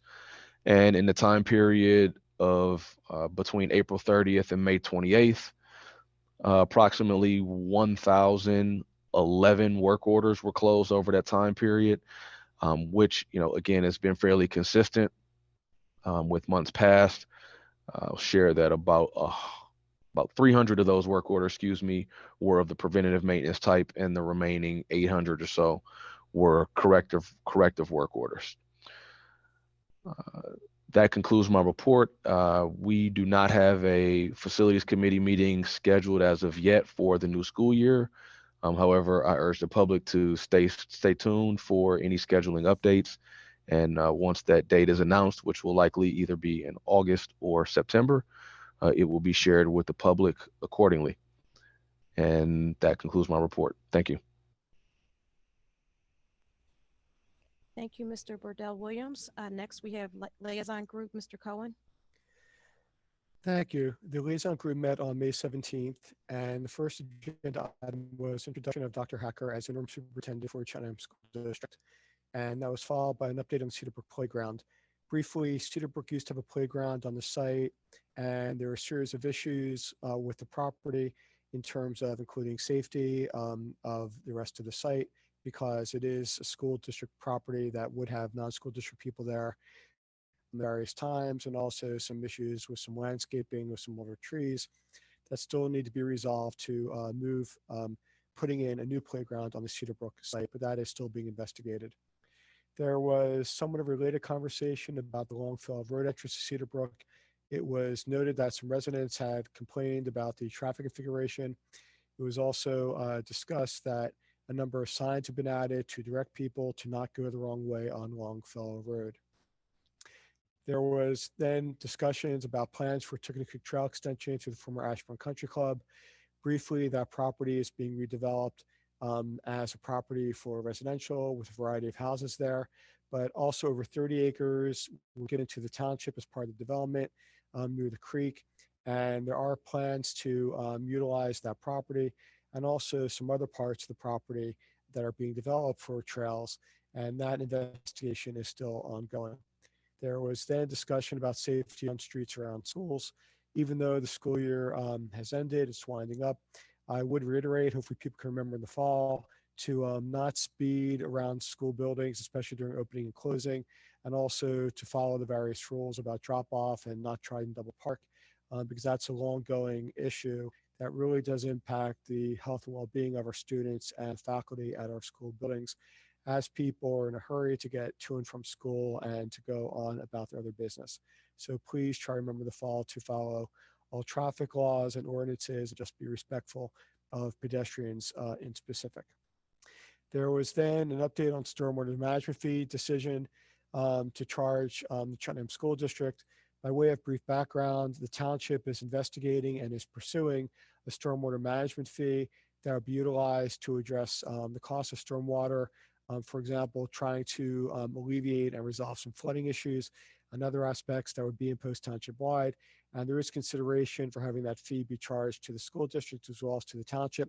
And that still is under investigation, as is when such a fee might be implemented by the township. There was an update brief discussion on the MOU between the Cheltenham School District and the Cheltenham Police Department. And there were then a brief discussion about land development updates, including the golf gas station at Star and Ultra Grid that's been proposed for improvements for a long time that have yet to come to fruition. Under new business, Commissioner Rappaport asked the school district, specifically Dr. Marseille, about use of the recovery funds by the school district for the American Recovery Plan Act. And Dr. Marseille responded that would be utilized to support learning loss and some other programs as well, and also HVAC systems at the high school, not in totality, but in part, and also specifically to address social and emotional support, trauma support in the school district for students that have been impacted negatively in that way by COVID-19 and also by the disruption of the traditional school year. There was then a question about how the township intended to utilize their funds. The township is also getting funds under the American Recovery Plan Act, and the township indicated that as of the meeting, it was uncertain. They had not yet decided as to how they would utilize those funds. The commissioners thanked Dr. Marseille for his service, And the next meeting date has not been scheduled for today's group, and that completes my report. Thank you. Thank you, Mr. Cohen. Next, we have the Policy Committee. Ms. Hayward. Thank you, Ms. Henry. The Policy Committee last met on May the 26th at 8 a.m. After roll call and approval of the minutes, we went to old business. And this evening, I'll be presenting 4 policies for adoption. The first is Policy 200, Enrollment of Students. It's a policy from 2017. And it really outlines the requirements for being able to enroll school-age students in our district schools. And this is a policy that has been reviewed by the board in previous years, not too long ago, and now came back to the Policy Committee for further review. And again, just to be clear that any district resident, and that is a resident meaning the child is residing with their parent or guardian in the district, is able to attend our district schools. The second policy that we'll be voting on this evening for adoption is Policy 214, Computing Grade Point Average. Originally, this policy was entitled Computing Grade Point Average and Determining Class Rank. After further review from the board and input from the community and additional research that was done by our administrative team, we determined to make the recommendation that we would no longer determine class rank. The computation of the GPA, we really looked at that in terms of how different courses are weighted, weighting of classes if you are taking an honors or AP class more heavily, but computing a GPA that really made sense from a, looking at all the courses a student was taking, again, the weighting of those courses, the grade that they might have received in that course, to make sure that the computation of our GPA was fair and equitable based on many factors. The third policy that is being presented this evening is Policy 150, Title I, Comparability of Services. This is a new policy, and it demonstrates the district's commitment to ensure that there is no discrimination in the distribution of resources that are funded by the state and or local sources, regardless of the receipt of federal funds, as it relates to schools within our school district getting comparable Title I funding. The last policy for adoption this evening is policy in AR 823, Energy Management.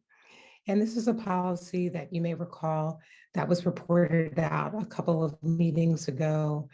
Initially, this was an energy management policy that has been enhanced by, in part, a resolution that was received by the board that really also looks at renewable energy resources and also reflects our commitment for adopting a sustainability policy on or before June 30th, 2022. As part of this policy, we were informed by student input who also asked us to look at our curricular offerings as well to ensure that our offerings really aligned with our commitment to sustainability, both at the elementary levels as well as the high school levels. So before I go on to just report out on the first reading, the administrative regulations that are listed, I wanted to just take a voice vote for adoption of policy 200, 214, 150, and 823. So do I have a motion to approve those policies? So moved, Mr. Cohen. Thank you, Second, Joel Fishbein. Thank you, Mr. Cohen, Mr. Fishbein. Do I have any board comment just on those 4 policies that are being presented this evening for adoption? Seeing none, then I'll just take this by acclamation. Right. I'm sorry, yes, Mr. Schultz.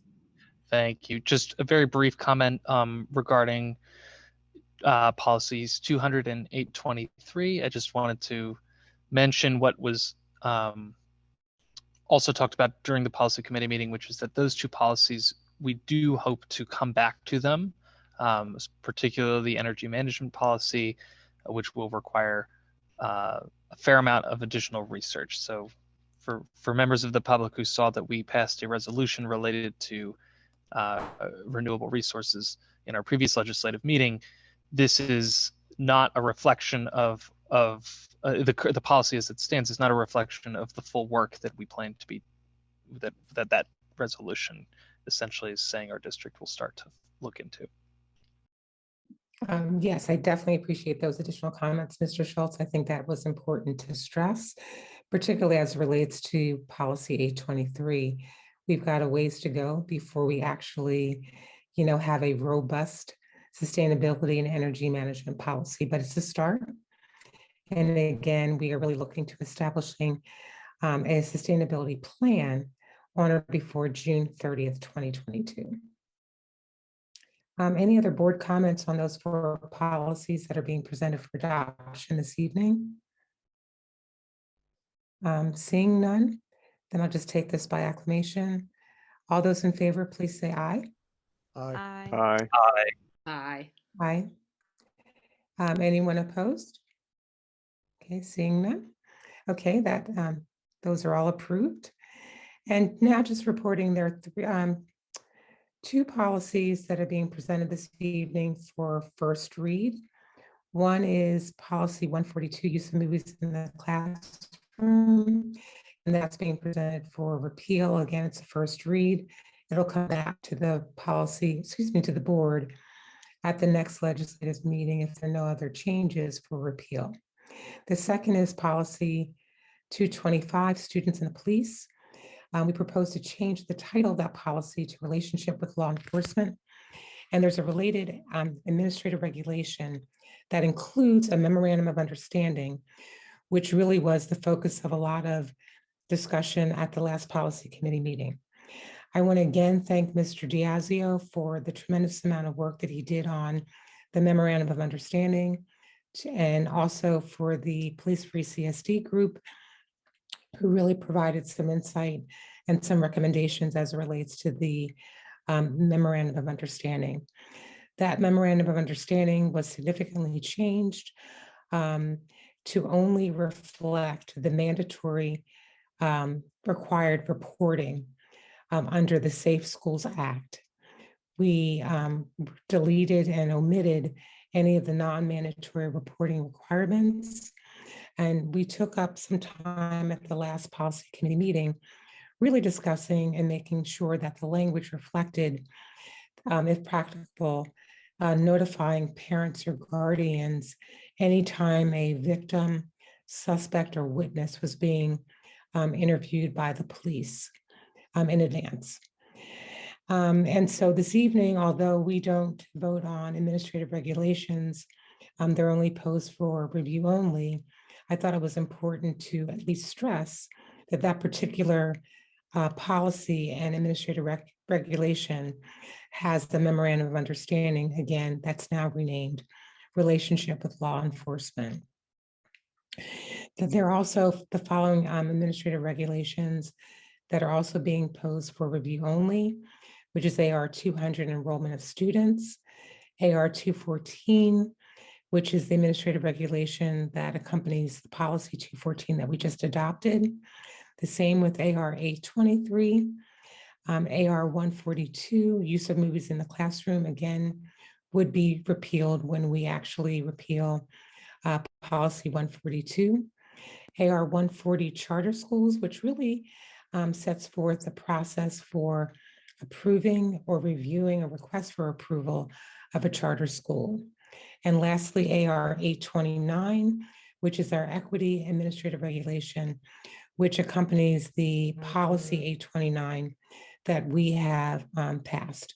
Mr. Cohen, I see that your hand is up. I'm not sure if that is on the first reads or the ARs that I just was reporting out on. Yes, thank you, Ms. Haywood. It's actually on both, specifically mostly first read, but number 142, use of movies in the classroom for repeal. Are there plans to, at some point, adopt a policy to address movies in the classroom, or how would that be addressed going forward if this does move forward and it does get repealed? How would movies in the classroom be addressed by policy, if at all? Thank you, Mr. Cohen. And I'm going to defer to Mr. Roos on that. And maybe Ms. Tolbert Jackson.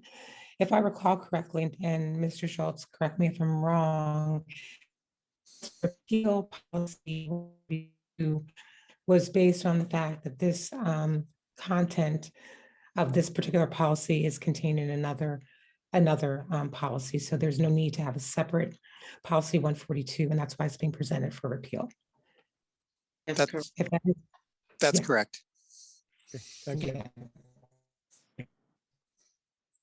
Any other board questions regarding the first read policies or the ARs?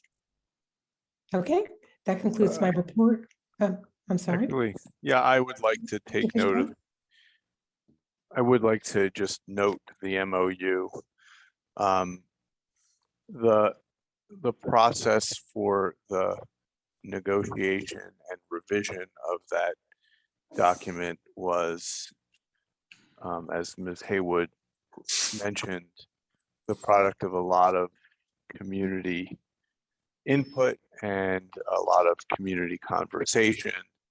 And I want to acknowledge that on the record, and also acknowledge that it took a lot of buy-in from the administration, the police department, and the teachers, school building administrators, and everyone came together to and agreed to what we as a board felt was necessary to remove the non-mandatory provisions and to make it more protective of students who were interacting with police.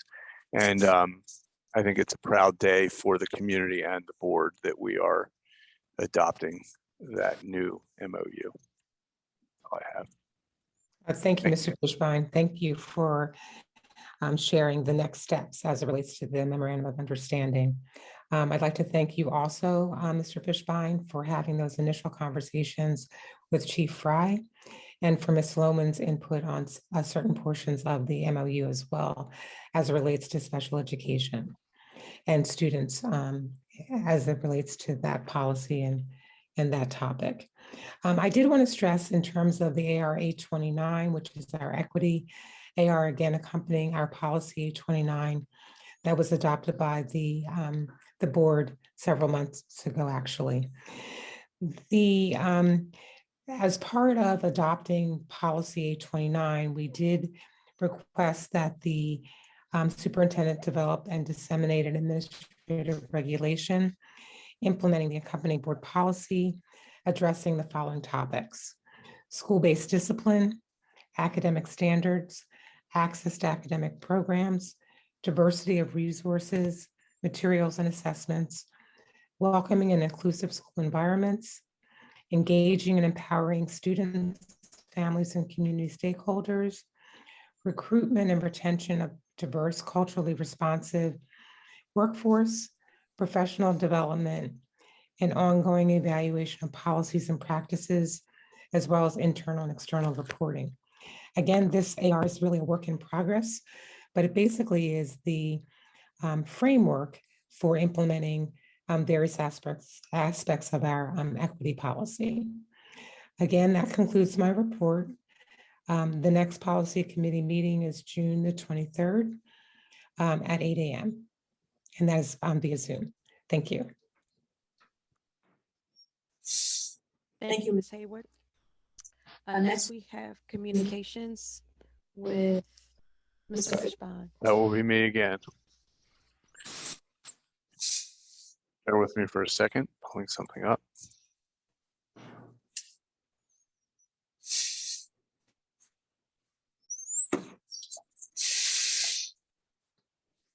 The communications committee met, don't have the date.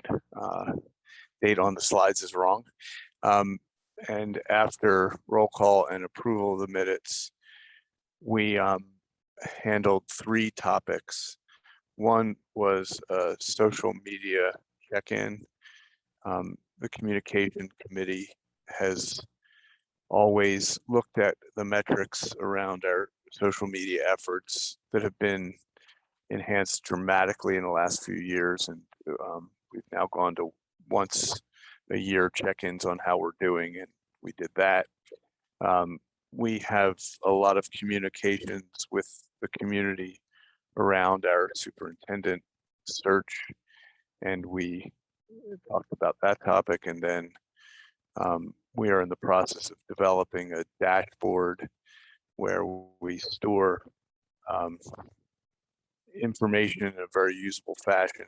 That's a work in progress that has been an initiative of this board for some time. So moving on to the social media check-in,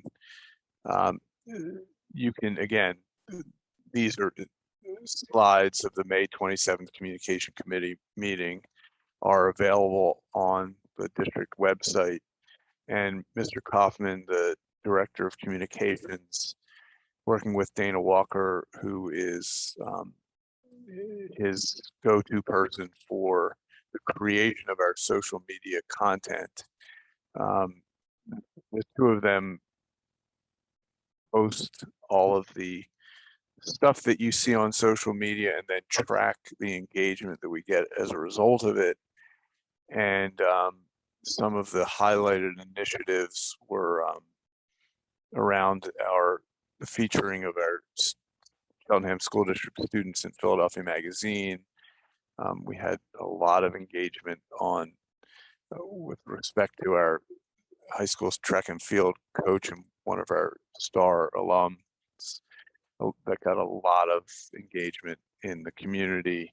On Facebook, we also are very active on Instagram, and we had a couple of really cool initiatives about the end of year sports and graduating seniors who are all got to have their pictures on Instagram and got their likes by their family because the yearbook photos of all of them were on Instagram.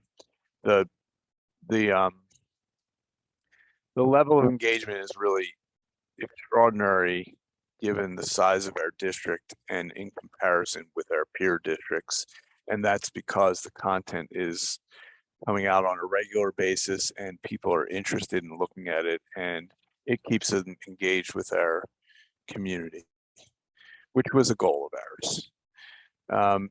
The superintendent search communications are centered around a page on the website. If you go to our website and search superintendent search, you will find that there's a whole page dedicated to our efforts, and you can follow what is going on with the superintendent search as it's happening in real time, because there will be posts on and updates on the website page that is dedicated to that. And in the period of May, the communications resulted in there being high engagement with our survey that the search firm HYA did. There was a lot of engagement with the interview process conducted by HYA. And as a result of that, if you go to the page on the website, you'll see that we have a really well-defined leadership characteristic profile for who we'd hope to have as our next superintendent, which was, substantially aided by the level of communication that we were able to push out that then resulted in lots of survey responses, lots of people being made available for interviews. All of that came out of the communications department and showed really good results. The last topic is the dashboard. And this is, again, it's been a work in progress for some time. The board has seen the need for reliable and available and accessible data with respect to the district. And The dashboard is being built in-house. It was something that we looked for outside bids for and it decided to keep in-house. And the kind of data that we'll be making available through the dashboard will include demographics, power school data, de-identified PA future ready index data, other topics that we can expand it to, and will include AP and honors participation, higher education attainment, level of engagement in activities and athletics, and eventually we have a plan to roll it out to the public towards the beginning of next school year. And if you want to see what it looks like in its early stages, again, you can go to the presentation on the website of the May 27th, 2021 Communication Committee meeting. And that the next Communication Committee meeting has not been scheduled, and we will keep you posted as to when that will be in August or September. That concludes my report. Thank you, Mr. Fishbein. Next, we have the legislative update. Ms. Haywood. Thank you, Ms. Henry. The Montgomery County School District Legislative Committee meets on a monthly basis to discuss both federal and state legislation impacting public education. We last met via Zoom in mid-May. One of the main topics of discussion that's been mentioned several times this evening was charter school funding reform and any proposed legislation that was out there and being considered by the State Assembly. The last meeting, we did discuss some proposed legislation, some comparative legislation or approaches that Governor Wolf had to address charter school funding reform and the savings that school districts would have as a result of adopting Governor Wolf's approach. And we shared some ideas about how to effectively advocate for changes that would be most impactful and advantageous from a public school district perspective. So charter school funding reform remains a controversial topic, with Senate Bill 1 gaining more support. Senate Bill 1 is currently proposed would significantly reduce reimbursement to public schools for tuition paid to charter and cyber charter schools for students who leave our school district and go to a charter school. As was previously reported this evening, we know that many of our students went to charter schools in the beginning of the school year when we were in a virtual environment. However, the SB 1, this proposed legislation, provides a really small reimbursement to school districts, starting with $250 for regular ed students and $500 per special ed students in year 1, with a slight increase by year 3 to $759 per regular ed student and $1,500 per special ed student who goes to a cyber or charter school. Under Governor Wolf's proposal, he was proposing that school districts get reimbursed $9,500 per student, which would save approximately 4 times more than what we would be saving under SB 1. Just as an example, with charter school tuition projected to grow at $400 annually for regular ed students, at the end of 3 years, districts like Cheltenham will pay an increase of $1,200 in regular education charter tuition and only receive $750 in reimbursement from the state. Likewise, for charter school tuition, that's expected to grow by $1,200 annually for special education students. And at the end of 3 years under SB 1, districts will pay an increase of $3,600 in special education charter tuition per student and only receive $1,500 in reimbursement from the state. Given the impact of SB 1, PSA, the Montgomery County School District Legislative Committee, and PASA are urging school districts and community members to contact our elected state representatives to let them know the adverse impact of SB1 and asking them to oppose SB1. At the federal level, just a very brief report. Last week, the Department of Education, the Office of Civil Rights held a 5 days of public hearing on Title IX enforcement. The purpose of the hearing was to hear how the Title IX regulations put in place by the Trump administration's approach to enforcing and addressing campus sexual harassment and violence was being impacted. Cheltenham, like other school districts, really took a tremendous amount of time in looking at Title IX and the compliance requirements and changed materially our harassment policy to align with the requirements of Title IX regulations. With the modification of Title IX and maybe even the removal of the Title IX regulations, we'll just have to hold tight to see, as a result of these hearings, what ultimately is going to happen with the Title IX enforcement, as well as what we'll need to do to comply. Again, very important regulations, that we currently have in place. And lastly, on June the 9th, the Department of Education had an equity summit to promote equity in education, especially when students return to school in the fall. The Department of Education has committed to sharing guidance so that school districts with high levels of poverty will not receive a decrease of funding under the American Rescue Plan. That concludes my report. The next meeting of the Montgomery County School District Legislative Committee is tomorrow evening. Thank you. Thank you, Ms. Hayward. Mhm. Next, we'll move to administrative reports. Personnel, Ms. Tolbert Jackson. Thank you. I'm submitting the following action items for consent agenda. 1, appointment of administrators. 2, appointment of temporary professional employees. 3, approval of changes in assignment A and B.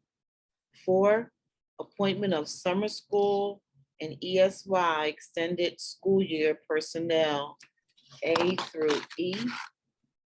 5, appointment of temporary registrar staff A and B. And number 6, extra duty, extra pay.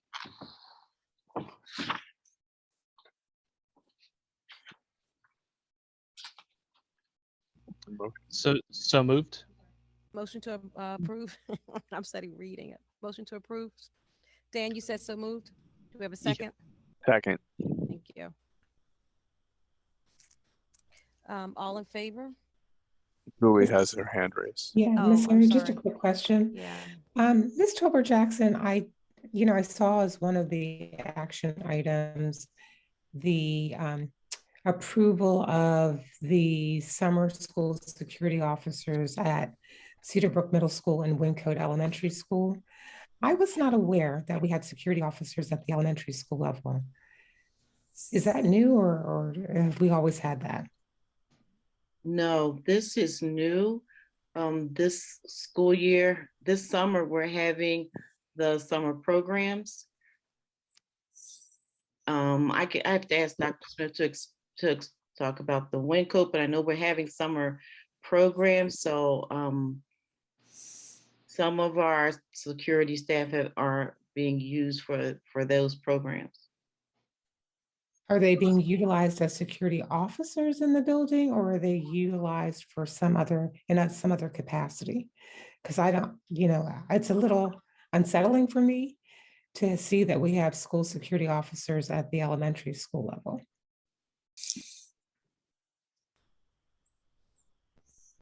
So I just want to offer from my perspective, their presence is more as safety officers and helping our students who have been out of schools for a while to get reacclimated to the buildings.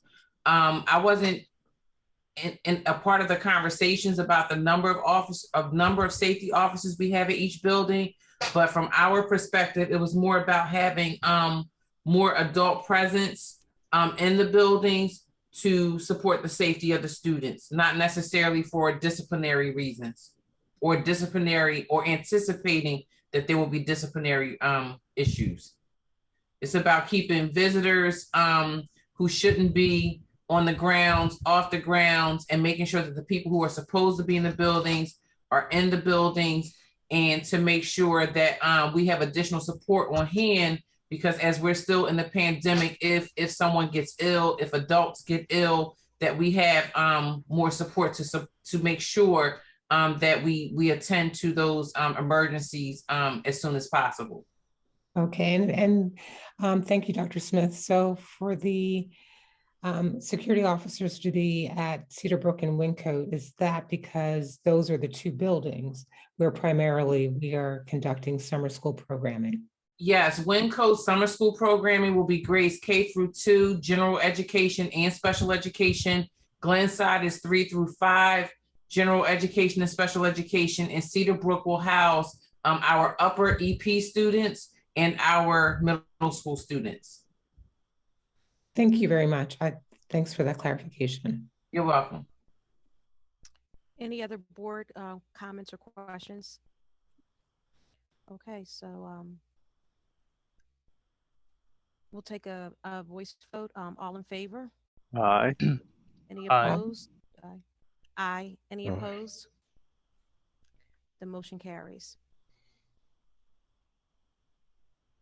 Thank you. The following are informational items only. 1, retirement. 2, resignations. A through J. And last, number 3, non-discretionary leaves of absence, A, B, and C. Thank you.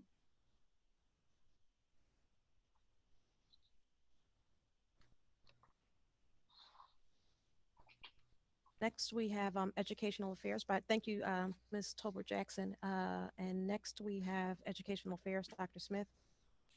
Good evening again, everyone. I would like to present the following as a consent agenda. 1, approval of educational plans. 2, approval of agreements. 3, approval of proposals. 4, approval of continuation of contract for the 21-22 school year. 5, approval of contract for the 21-22 school year. 6, approval of educational service agreement. And 7, approval of agreements for an approved private school placement. Before we go to motion to approve. Move to approve, Julie Haywood. Second, Charles Burdell Williams.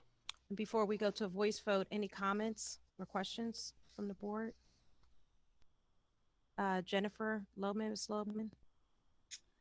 Thank you. Let me pull up the agenda on my own. Hold on 1 second so I can scroll back up so I can tell you what I'm looking at. I had a question about not really a question, but maybe just asking, I don't know if Dr. Horsey's on this call or not, or if Dr. Smith could just explain for the public the proposal for effective school solutions. We did have a long educational affairs committee meeting a few months ago where they presented, but just wondering if you could just give us a quick synopsis of sort of what that contract is going to be for. Certainly. So thank you and good evening to all. As you said, we had a presentation in March by the organization. They're going to help us with the implementation of a trauma-informed practices for the upcoming school year. They're also going to help us with the development of a mental health support plan so we can support our students and our staff and our families as well.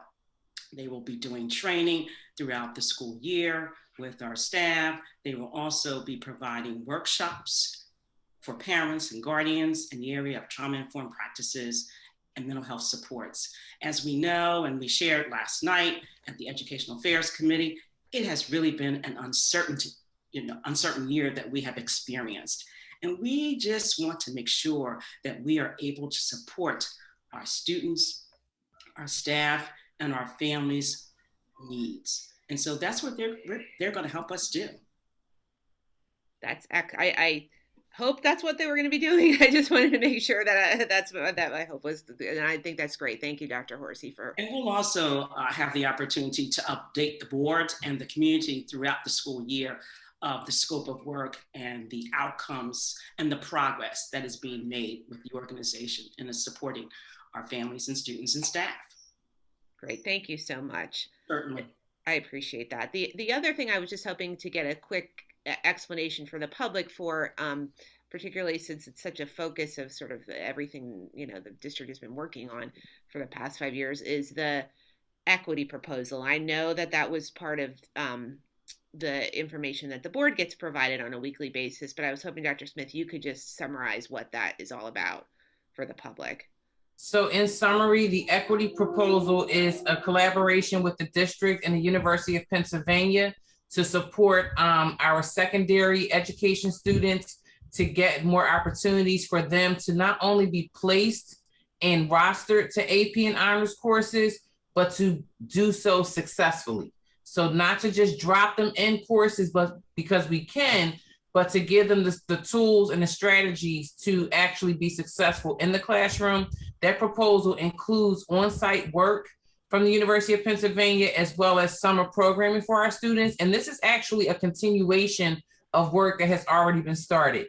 So each year for the past 4 years, we've sent rising juniors and rising seniors to the University of Pennsylvania to do work over the summer to help with equity. One of the things that came out of that particular group, for example, is they rewrote the language for students who may want to take an AP course, but it was not recommended by a teacher. We were told previously that the previous form was very discouraging, saying, you know, take AP courses at your own risk. We can't, you know, promise any outcomes if you take this without our approval. So one of the things the students worked on a way to support enrollment in higher classes without necessarily being referred for those courses. Okay, thank you, Dr. Smith. That's actually really a helpful synopsis of all of that, because obviously that's an area that's been an area of focus for us for a while, and that came up yesterday in the strategic plan discussion as well. So thank you for that. The only other question that I have is about I continue to get the acronym wrong for this one, is the ATSI plan. Just how long is that? Like, how many sort of iterations or renewals, or I don't know what you want to say, approvals of that plan? How many years is that plan for? Is there an opportunity to like, you know, like revisit it at some point, or I just, you know, just sort of what's the length of term for that plan? So the ATSI plan is a 3-year plan that was, year one was 2019, 2020. It is a relatively new plan throughout the state. When it was first proposed, it was a 3-year plan. The board approved it. We worked the plan. Since then, PDE has made a mid-course shift, as they do at times, to say that they would like the board to now approve the plan annually, as opposed to approving it once for a 3-year term. In terms of more information on the plan, if you or any of our community members would like to see the former presentations, September's presentation of 2019 Ed Affairs is where we first introduced the plan. We introduced the committee that assisted with this plan. That committee had administrators, teachers, parents, and community members as a part of that committee. And the most recent update that we've given to the community on ATSI was at the May Ed Affairs Committee meeting. Slides 21, 22, and 23 capture Dr. Gallagher's update on ATSI. And the last thing I'd like to point out is ATSI is a school-based program, a school-based initiative at Cheltenham High School. It is specific to Cheltenham High School, not specific to the district. However, as always, the Office of Education, we support our building level programs and building level plans. So that is our involvement, is to help Dr. Lahara and help the high school staff with the plan, but the plan is housed and is managed by Cheltenham High School. Okay, thank you very much for that explanation. That's all I have. Thank you. Thank you, Ms. Lohman. Mr. Fishbein, I see your hand is raised. Thank you. Yeah, I appreciate that you called out the the contract with Effective School Solutions, because that was among the best presentations I've heard as a board member by a provider of services to the district. And it is my belief that that is a contract that can be paid for using some of the one-time federal funds that we're getting, because it is designed to address the trauma of last year in part. And the improvements that we would hope to see if they do what they say they can will, in order to everyone's benefit, it will make it so that students who might otherwise get placed out of school will have an easier time staying in the district. It will create the mental health resources that they will need to thrive in any environment. And I'm thrilled to see that we are engaging them. I had missed that, so thank you, Ms. Lohman, for pointing it out. And thank you, Dr. Horsey, for your work in making that happen. And I would be remiss if we didn't, in this public meeting, also call out the fact that this is probably your last public meeting, and we will very much miss you, and we appreciate you and everything that you've done for our district and our students. Thank you very much. Thank you so very much. Thank you for your support of this program as well. Thank you. All I had. Thank you, Mr. Fishbein, and also thank you, Dr. Horsey. Mr. Schultz, your hand is raised. Thank you, Ms. Henry. I had just first, Dr. Smith, I wanted to thank you for all of the resources that you provided around the new schedule in the high school, and that was very informative. And of course, this has been a long time coming and planned. I just wanted to acknowledge the amount of effort that went into it, but also the shift that it represents, which I think, for all the reasons we have been exposed to as a board, and I think as during public presentations, it's going to be a positive change, but a significant change is my understanding, to the high school experience. I wanted to, just as part of my vote, request a presentation in an upcoming educational affairs committee to provide a little bit more information about the implementation plan, since it's going to be a significant change. And I think the public and board may benefit from having close to the point of execution, which will be next fall, a reminder / presentation about what the changes will entail and what we anticipate that experience looking like for students as we all, I'm sure, will face questions. And I just want to point out that we did that. I think it was Ms. Collins's presentation either in May or April that was outlined in that presentation on secondary changes. And I also want to remind the school board of directors that by request of Chairperson Ms. Henry for the Ed Affairs Committee, we hosted 2 public meetings around scheduling at Cedar Brook and scheduling at the high school. We hosted a morning meeting. For those for whom a morning meeting was more desirable, we also hosted an evening meeting. So there has been 3 meetings on the schedule presented to the public in the last 2 months.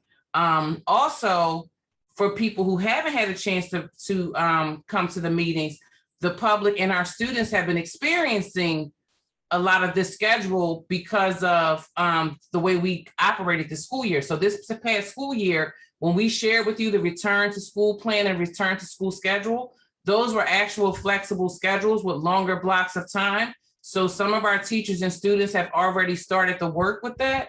And one of the things, my last comment is, I want to compliment and make sure that we also acknowledge that the schedules for Cedar Brook and the high school were collaborated upon with administration and the teachers. So we all put in multiple full days to arrive at that schedule. So CEA members were very involved. We had teachers at Cedar Brook and CHS, as well as building level and central level administrators. So it was a true team effort. It was not us by ourselves.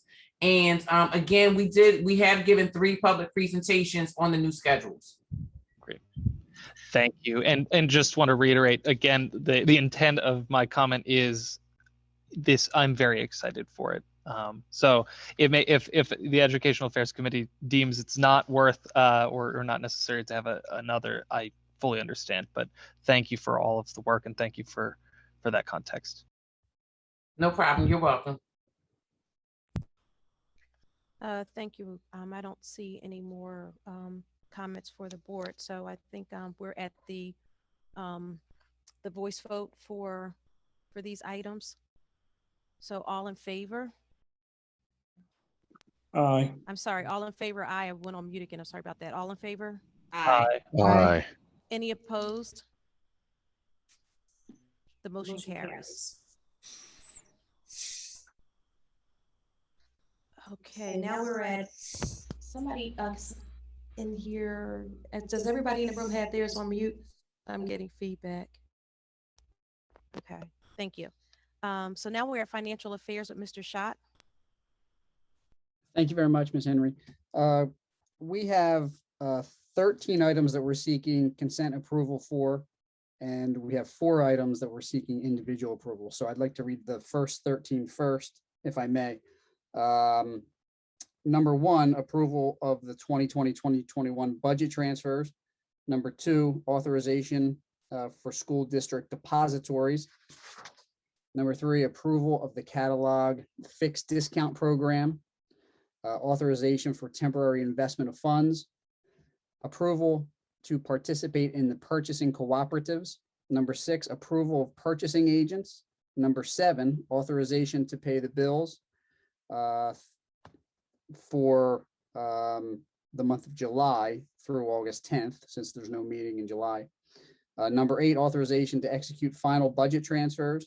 Number 9, approval of the 2021-22 school district insurance policies. Number 10, approval of contracts.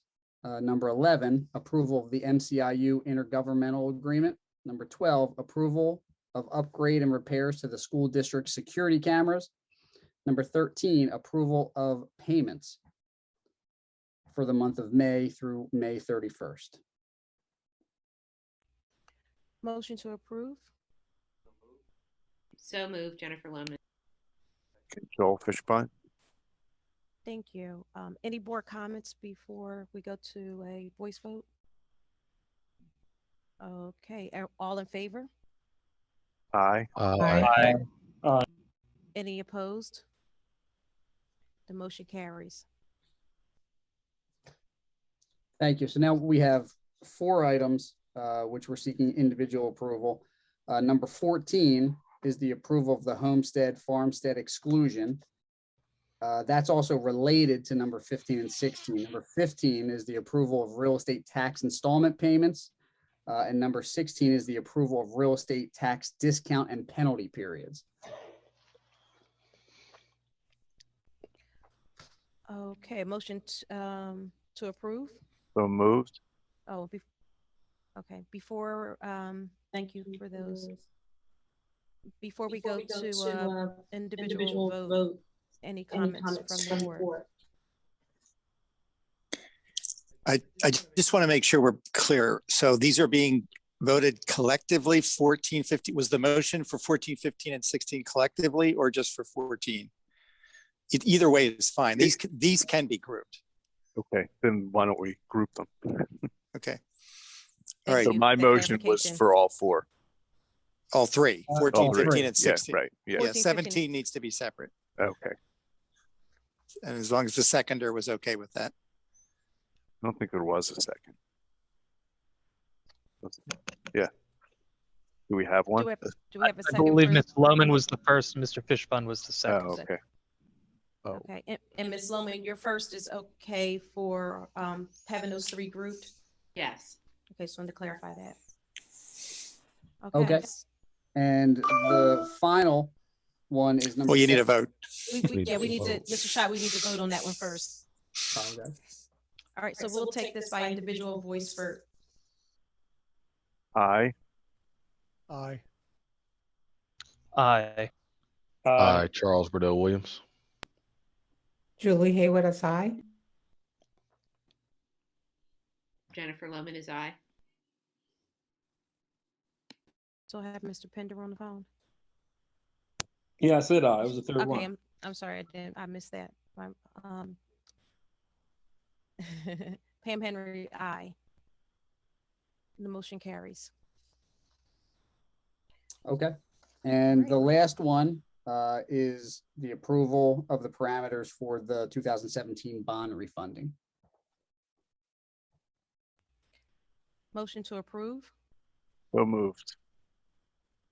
Joel Fishbein, second. Anyone? Second, Chris Pender. Thank you, Chris. Any comments before we go to a vote on this from the board? All right, seeing none, we'll take this by individual voice vote. Aye. Aye. Aye. Aye. Aye, Charles Bedell Williams. Julie Haywood is aye. Aye, Jennifer Loman. And Pam Henry, aye. The motion carries. Thank you all. All right, thank you. All right, next we're at public comments on non-agenda items. Just a few things I want to point out is that Zoom attendees are able to give their comments audio. What you should do is raise your hand, use the raise your hand feature functionality in the Zoom interface. All others are if you have board comments that you want read or public comments, you can use the CSD board meeting comments at cheltenham.org. You can email those comments in and they will be read.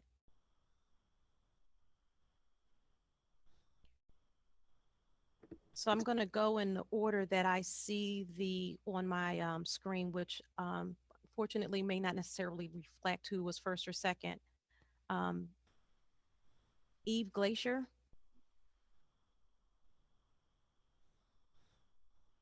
Can we give access to audio so that Eve can give her comment?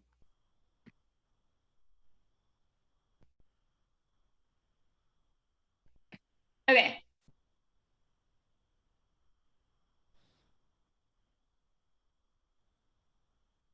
I thought I heard Eve and then she's not there. I think she dropped. Can you hear me now? Yes. Okay, amazing. Yeah, so I'm Eve Glacier. I'm an Elkins Park resident, and I'm an alum of Cheltenham High School, class of 2019. I'm here today to speak on behalf of the Police Free CSD Coalition. And so firstly, we just want to thank the board for committing to implement our proposed changes to the MOU. We're really glad that the new MOU significantly reduces the district's ability to call the police. And this is a great start in protecting students from the harm of police involvement. But as I'm sure you all know, there is so much more work to be done in transforming our relationship with the police. This was made especially clear to us yesterday, as we were really appalled and disheartened to see armed police officers at a Wyncote event holding a Blue Lives Matter flag, which is decidedly racist and anti-Black. So I'm speaking to let the board and administration know that Police Free CSD's work is just beginning, and we will continue to advocate for the eradication of policing, increased restorative practices, and mental health supports in the district. As an immediate next step, we believe the board must remove referral to law enforcement as an option from all discipline categories on Policy 218. And we'd also like to direct a question to Dr. Hacker. We're really interested in knowing how you will work to protect students from the school to prison pipeline and the harm of police involvement in your term as interim superintendent, and whether you believe that police have any role in our schools. So thank you so much. Thank you, Ms. Glazier.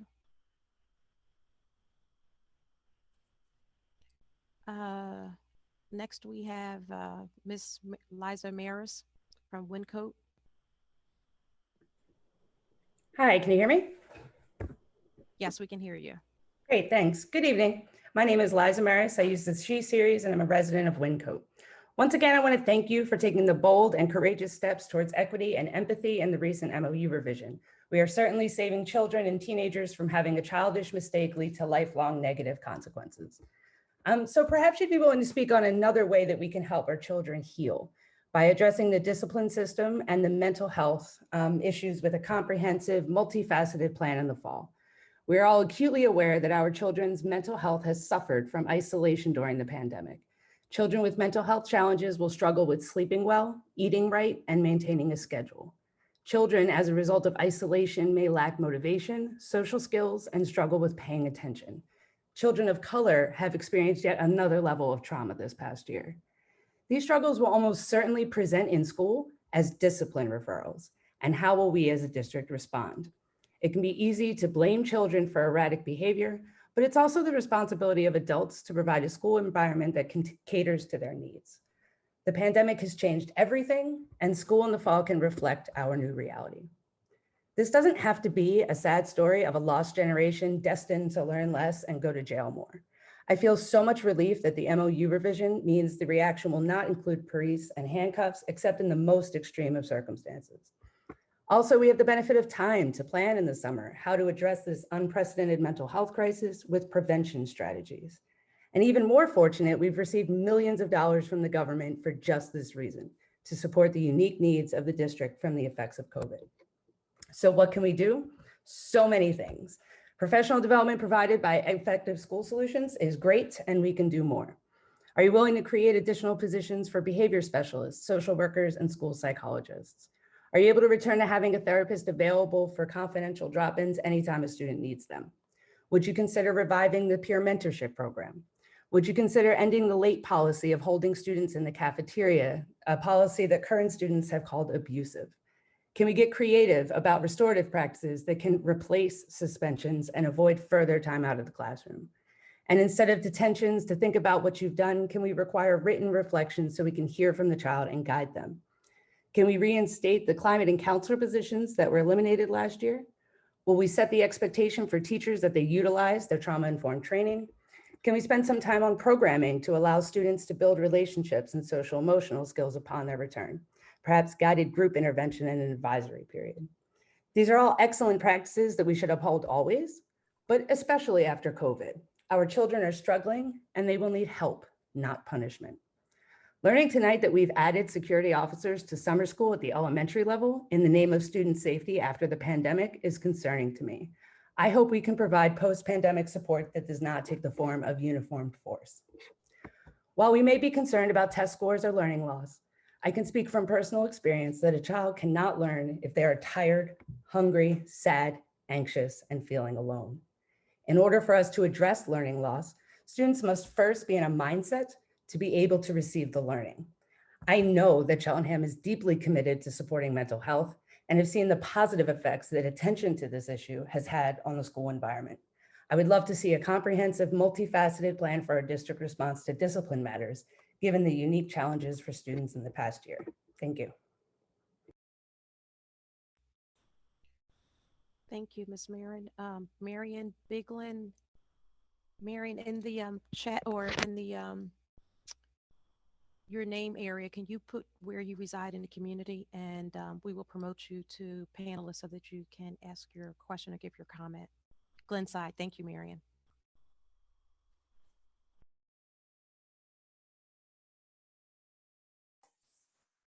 Hello, can you hear me? Yes. Okay, great. Hi, this is Marion Biglin. I'm a resident of Glenside. I'm a parent of a now junior and sophomore at the high school, which is very exciting. And I just wanted to speak to two things. One, thank you to Liza and Eve, who just spoke, and all of their advocacy for police-free CSD. I was very happy to see the MOU, and I appreciate the changes. Thank you to the board and administrators and everyone who made that possible. And thank you, Police-Free CSD, for your continued advocacy. I was not aware of the Blue Lives Matter flag at Wyncote until you posted it. And I want to also name my opposition to that racist symbol being present at our school. And thank you, Dr. Smith, for sharing kind of the rationale for these safety officers in the summer school program. But I also agree that that just seems you know, I wish we had thought of getting, maybe we did, but I wish we had counselors. And, you know, for the purposes you stated of why they're there, it seems like we could have had other people than police do that. So I wanted to put that on the record. I also wanted to name, related to the block scheduling, as a parent of high schoolers, I'm very excited about this as well. I did not attend the offerings to learn about the schedule since we were already in the midst of the schedule, but I do want to just, and so I appreciate those being offered in the spring, as you mentioned, Dr. Smith. I would just want to name, it would be great to have some refreshers, as Mr. Schultz suggested, in the fall, because I think by the point in spring, most people were kind of checked out and used to whatever was happening this year. Well, I don't know, I shouldn't say most people, I should speak for myself. But I think we will forget. And I think it will be really helpful to have you know, a refresher on the new schedule, especially given that it will look different when we are in person, potentially not having an asynchronous day on a Wednesday and things like that. So just want to underscore, you know, repetition is great for helping people internalize a change, and we appreciate all that you've already done. It's awesome to hear about the you know, collaboration that happened with teachers and administrators to make that happen. And I just hope that you know, as we continue to making the big change in the fall, we can have repeated opportunities for people to be engaged in the change. Don't know if that has to happen from Ed Affairs. You could also, you know, I'm sure the high school administrators will also do that, but I, as a parent, I can say it will be very helpful. So just wanted to name that. Thank you all very much. Thank you, Ms. Bigland. Next, we have Eliza Davidson from Wyncote.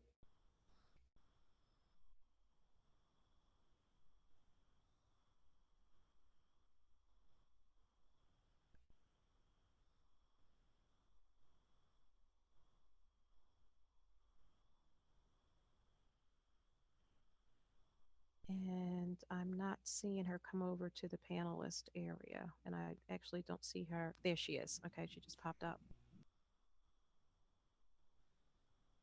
And she's gone again. Hi, I'm here. Can you hear me? Yes. Sorry, I don't know what was happening. Okay, I just want to take a moment to congratulate the seniors of Cheltenham High School. They are an inspiring, unique group of young people. I'm so grateful for their leadership in this community. I know the world is about to be enriched by wherever they land these next few months. Quite contrary to these young people, I also want to express my disappointment in the lack of leadership coming out of our school district these past couple of weeks. We received 2 communications from Joel Fishbein, the offender, on his hurtful graduation speech, but 0 communications from Dr. Merced, Dr. Hacker, or the school board. Yesterday, Wyncote Elementary held a 4th grade graduation event, I know it's been referred to already tonight, that ended with an unannounced police officer retirement party and included a thin blue line flag plaque prominently displayed in front of our children and on the district's social media. I am calling on any adult that has a paid or elected leadership position to stand up against the hate that has seeped into 2 graduation events this spring. We need to hear from you on the circumstances that led to these egregious errors, how we will ensure that they will never happen again, and we need active responses to the hateful comments that are circulating on social media as I speak.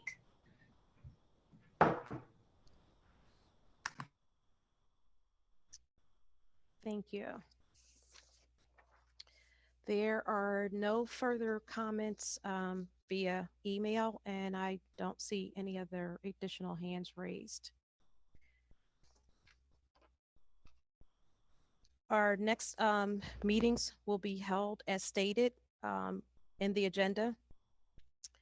And I'm going to ask for a meeting to adjourn our meeting, or motion to adjourn our meeting. So moved.